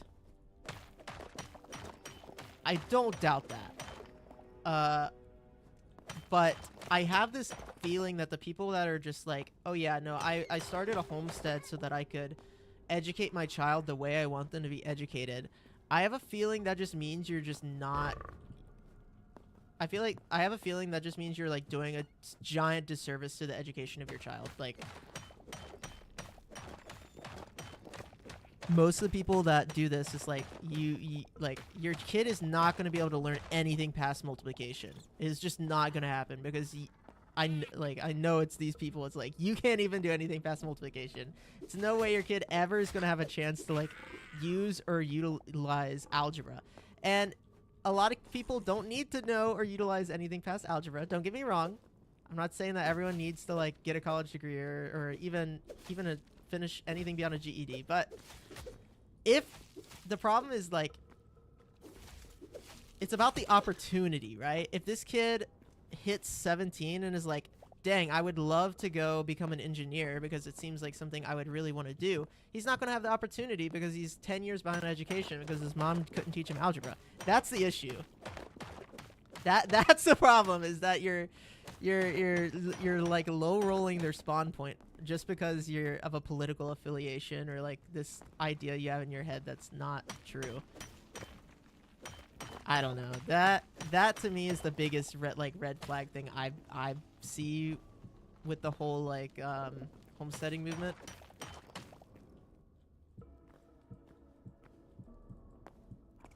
I've seen it firsthand, and I've seen examples of it online as well. So I don't know.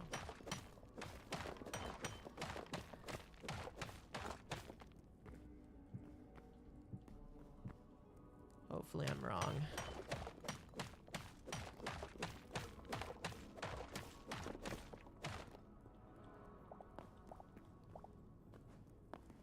I'm also a big like public school defender. Like I think the opportunity to an equal public education across the country is like one of the most, it is like I think as far as just like the betterment of humanity, a pretty important thing. Just like the opportunity cost, you know.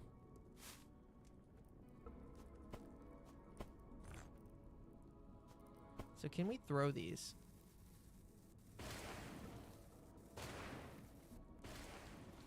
Alright, they're still working on that, I can tell. I can tell they're cooking on that.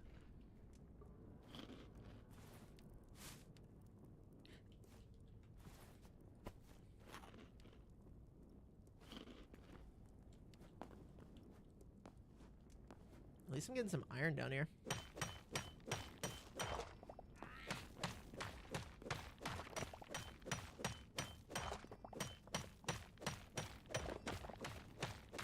Frick, what is that? It's probably one of those dumb guys.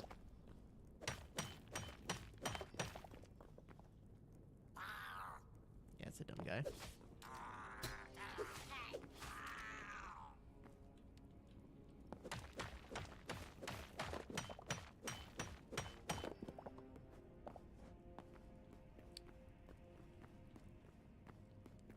There's so much stuff here.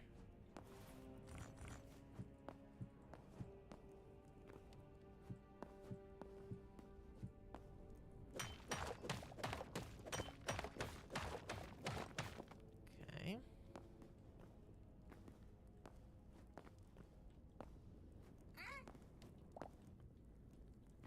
I think like the chronic homeschoolers are like a similar way. I've met homeschoolers that like their parents actually genuinely very much care about their education, and then I've met, is this one shot?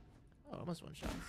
And I've met homeschoolers where it's very clear that it was like a decision made out of like anti-wokeness or something. And it's just like, it just did the kid so dirty. Like, parents are like, yeah, I really care about my kid's education, but then they don't allow them to like read past like a 3rd grade level or something. 27% of the US population is borderline illiterate or cannot read past like a 1st or 2nd grade level. 27%. Oh, frick. Those things cook, bro. They freaking kill me every time. Toads, man. So when I say stuff like it's doing kids a disservice, like they can't read, it's like I'm not hyperbolizing. Like legitimately, just so many people can't freaking read. And I think at the cornerstone of anything it is reading, like the cornerstone of personal growth, the cornerstone of political growth, or the ability to like think for your critical thinking, think for yourself, organize. Like, if you're being oppressed by your government and you're not like, you don't have the education to be able to like outwit them in order to coup them or something, then like you're just gonna forever be oppressed. So it's like reading breaks oppression, which is why like the slaves like used to teach each other how to read and stuff, because they could see like that is like the key. Last time I checked, it was 27%. I still do not know if it's 27%, but it was. Oh, frick. Oh, frick. Oh, they're still chasing. Oh, there's iron. Oh, no.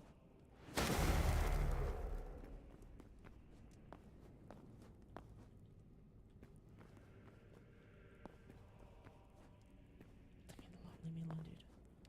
I don't have armor. I don't want to face any of these guys. Frick. You're bad enough.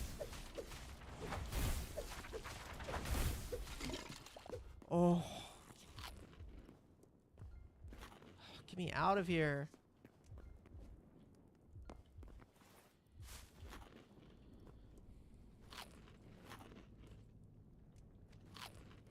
Ah!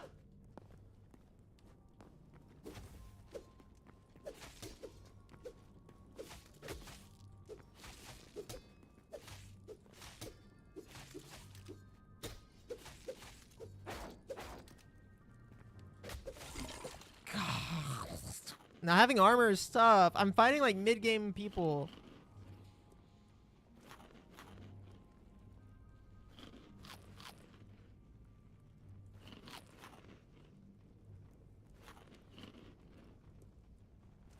Okay. I need to get out of this cave. I want to go home. I do not want to be here.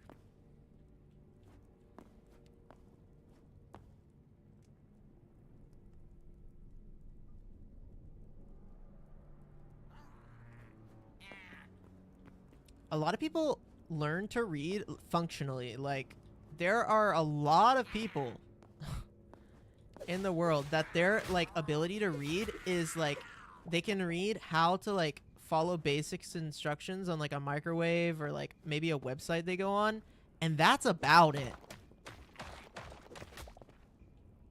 Like, if you put a novel in front of them, that would be a very overwhelming experience. Like, they functionally could not really read a novel and get anything out of it.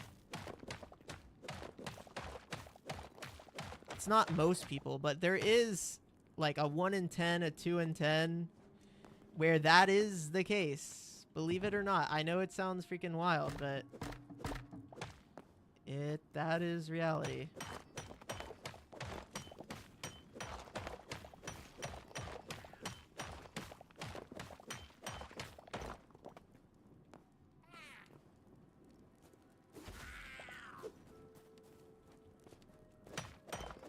That is a lot of people. It's like millions of people, yeah.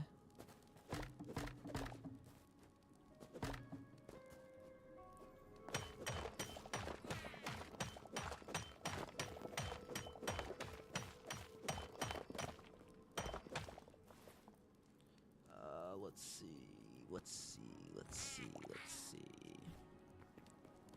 Oh, frick.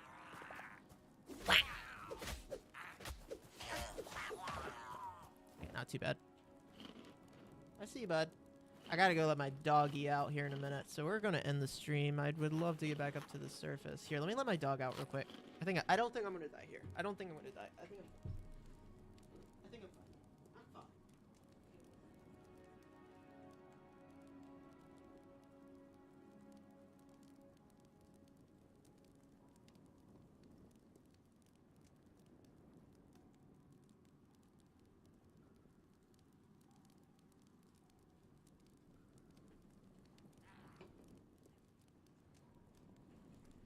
Okay, I'm fine.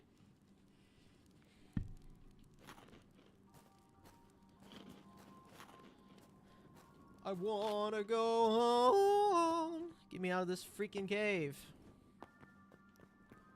Every time. I have no impulse control. I have to get the iron. I don't have a choice. I don't have a choice, guys. I don't have impulse control.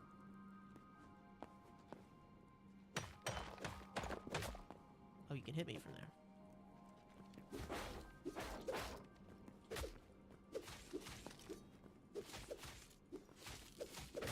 Wait, that guy kind of cooked me. I'm not gonna lie, he kind of mean to me pretty good right there.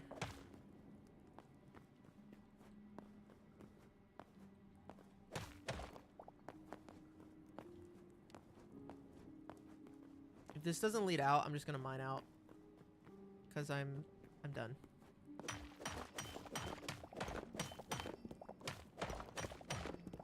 I'm at my wit's end.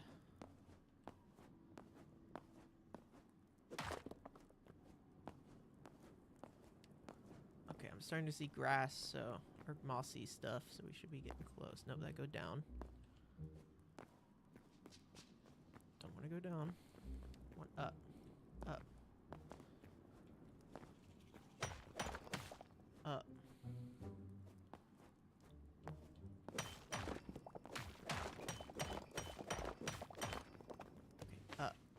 Yeah, there we go. Up, up, up, up.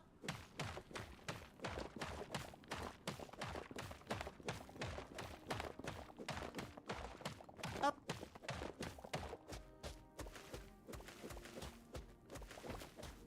Up. I made it. And I'm not even that far from the house. I'm over here somewhere. Not even that far. Giant rabbit, hello. Okay, I see you. Get the wumps, dude.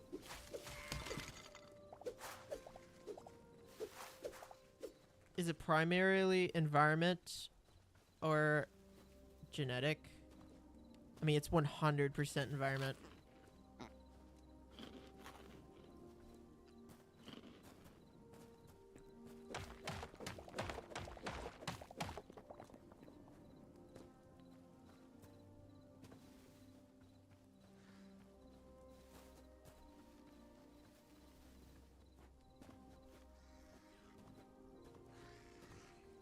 Or if it's not 100%, it's like, I think there could be an argument made that that there are other factors that contribute outside of the environment. This is the whole nature versus nurture argument, but I would say the whole like people not being able to read thing is almost entirely environmental. I mean, there's definitely like there are definitely factors of people with like mental disabilities or learning disabilities struggling to read, and that could, you know, that could play a part of it or something, but like barring that, then yeah, it's just like it's just people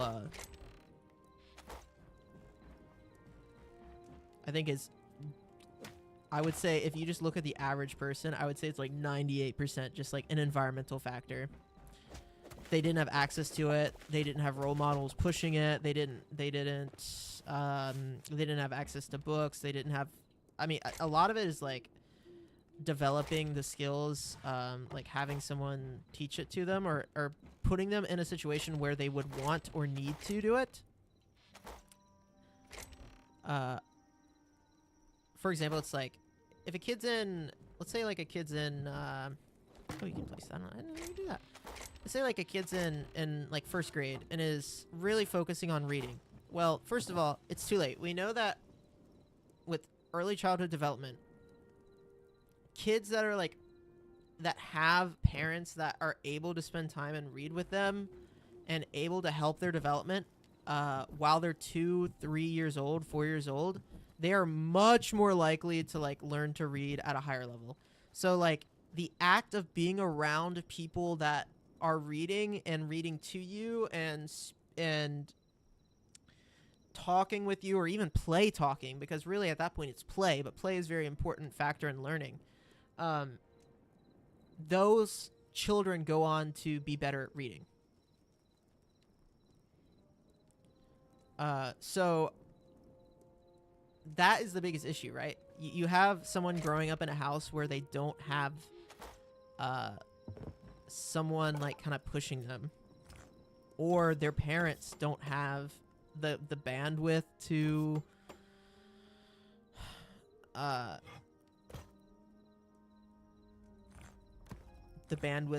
to push them.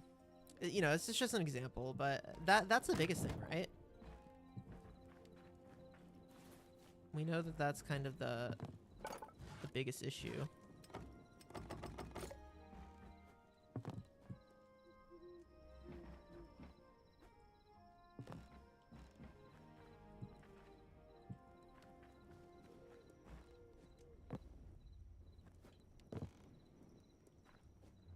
Alright, I set up more furnaces because we're going to need a bunch to smelt all of this stuff, and they're pretty cheap. We did pretty good. Pretty good little mining session.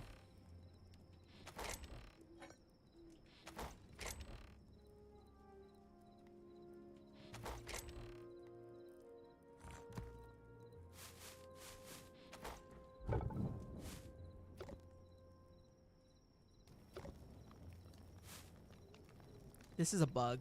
See how I'm clicking right now on turn on? It only worked. The center of the button only works. So that's like a coding issue. I gotta fix. It's not a big issue though. Just thought I'd mention that. So yeah, I think like early childhood development is they've done that. There have been studies done where they've looked at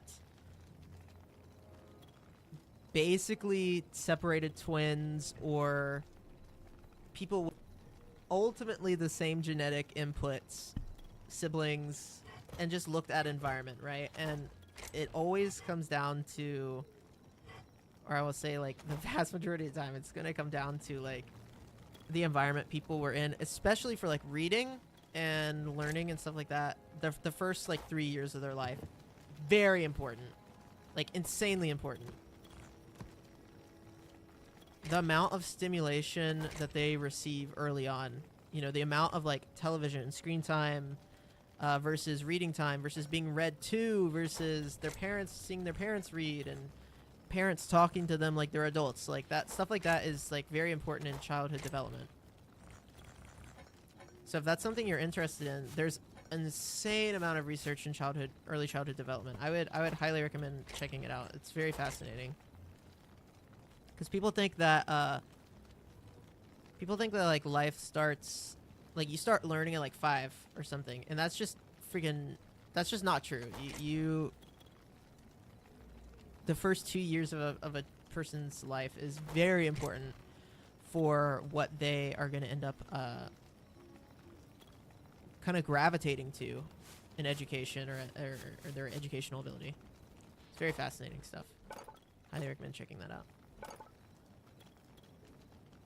No, I'm starting to see what the iPad kids are becoming. Like, I'm starting to interact with them at like a professional level, or like they're not like 15 or 16 now, and I'm starting to like interact with them some, and it's not good.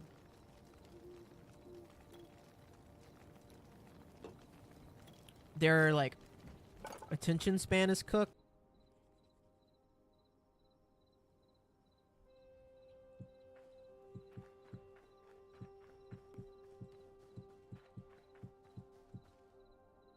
It's like I think the biggest issue is the instant gratification issues of like people don't want to work towards. A lot of kids like that don't want to work towards long-term goals. It's like it's not great, because most things in life are going to require you to have a little bit of discipline and like work towards long-term goals. There's not very many things that are gonna kind of be given to you. I'm not gonna say there's none, but there's not as many.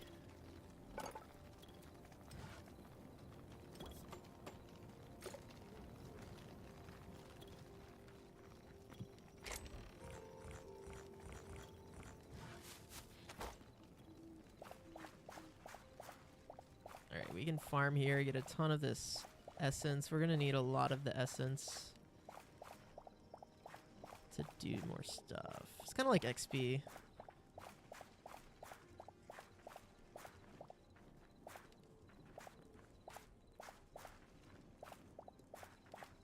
There's actually, again, there's a bunch of studies on this. I think it's not about like going outside, even though going outside's great, but it's about play. It's about and play is a generic term that like we use in childhood development. It's about like pretending, because when you pretend, you are practicing basic you're basically it's kind of like they're like social ability, or your ability to problem solve, or your ability to wait, patience, empathy, all of those things. They're kind of like, it's kind of like a gel. It's kind of like it's like a glue or a gel. And when you're playing, it's like Play-Doh. You're moving it around. Some may get a little detached. That's like you mess up, you start crying, you have a tantrum. But it's like, it's important to be able to mesh and meld and play and push the boundaries of, I can say this, I can't say that, I shouldn't say that. I didn't like how that made me feel. I don't like how this person made me feel. And you have to have that play between being like 1 year old and really, ultimately, we never really stop playing. We always do it with like sports, video games. Like we always socially play in some way, right? But ultimately, it's people like we need kids to do that. We need to play, and that's what's really important. Is that play is genuinely very important for people to do, or for young people to do. Oh, you can make double chests. Shee. Didn't know that.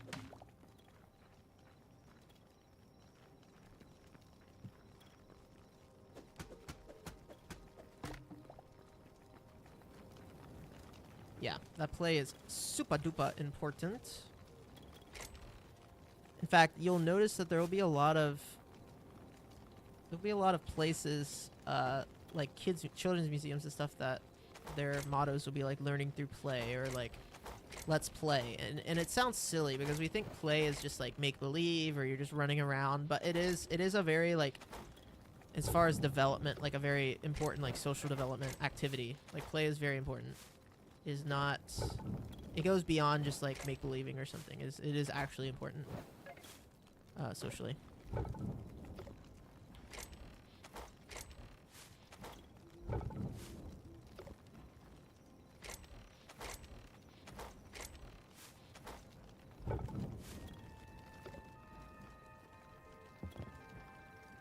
Which one of these is the farmers? Okay, we're gonna move our farmers workbench over here to the farming stuff, because it's just gonna work. It's just gonna help us stay organized. Excellent. Okay, let's dump building blocks in here. Let's dump farming blocks in here. We'll organize them. Bada bing, bada boom.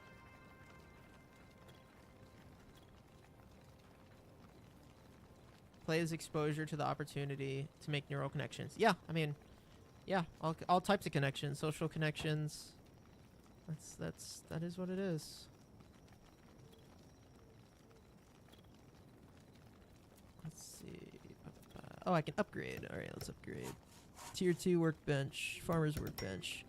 Freak yeah, buddy. Let's craft one of them. We can upgrade again. Tier 3. Nice. I got a jump start on this because I was able to get a bunch of this stuff early. Let's do... Oh man, we're almost at 3 hours. I'm gonna have to take a break. Let's get some seeds planted. We'll take a break. I'm gonna have to call it for today. So we need cauliflower, 20 cauliflower, 20. Oh frick. I didn't mean to craft that many. That's fine. Is it raining? Start raining, please. I like the rain.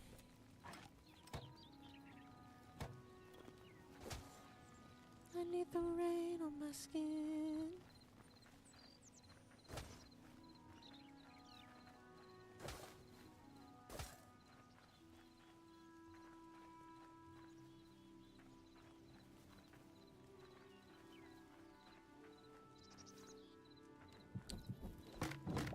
Yes, I would agree with you that not allowing kids to, I would say play is such a crucial element for development that I would argue that it is actually abuse to not. In fact, if you look at studies that were done about children in the foster systems that were not given access to like social interaction,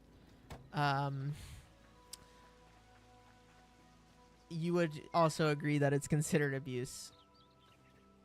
The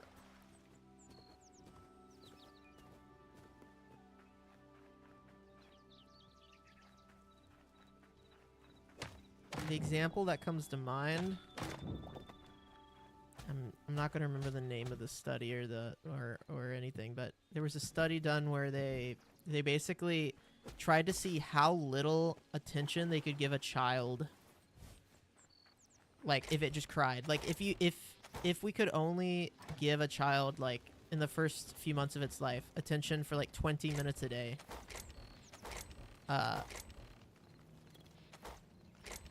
could it like function? And it didn't. It died. Like you have newborns, especially newborns, but like children need exposure to adults, sounds, feel. They need to be picked up. They need to be, when they're crying, they need to have, like, it's an important neural link of like, I'm crying, something is making me feel not good, I need a comfort. Like that is a very important aspect of human development. You cannot just put a child in a crib and only interact with it for an hour a day. The child will die. At least in the studies they've done where they've done that. Which is not a lot, but I think they were doing a lot of testing of that in like the turn of the century, kind of like 1920s, 30s. They were looking mostly in Europe. They were doing a lot of studies on that. It's very wild. They don't. It's not ethical.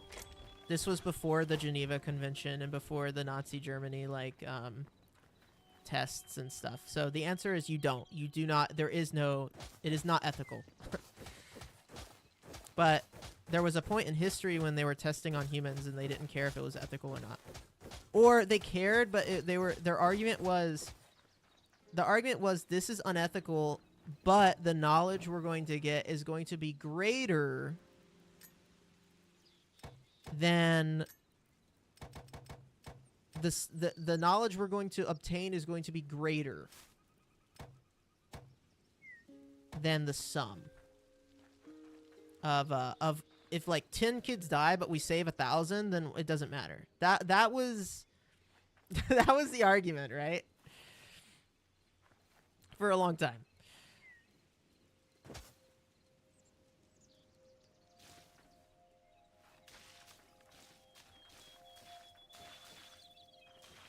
So a lot of times it was like it wasn't that the people didn't care. It was just like they just saw it as as a different opportunity, you know?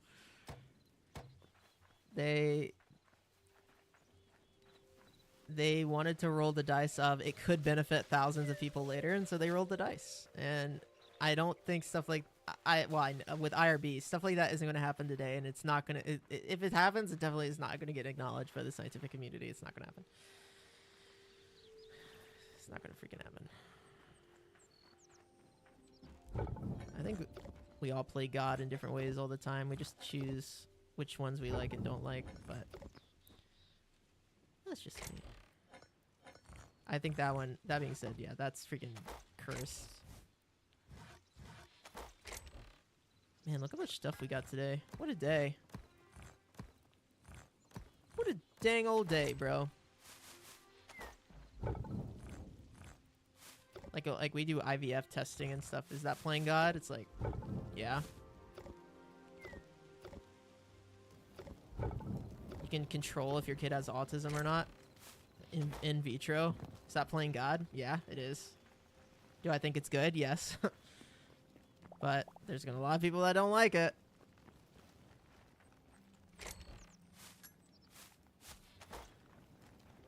An interesting conundrum for sure. I think it benefits humanity, so I'm cool with it. But it can be a little questionable. I can see how people don't like it. All right. some interesting discussions here today, guys. We got a beautiful start to our Minecraft Forever world. Minecraft. Did I just say Minecraft Forever world? Our Minecraft 2 Forever world. Also known as our Hytale Forever world. Thank you guys so much for tuning in today, and I will see you guys hopefully back here in like a day or two. We'll stream some more of this. Maybe I'll hop in a call and talk to some other people, or even hop in a public call and talk to some of you guys or something. I don't know. I'll think about it. Anyway. See you next time.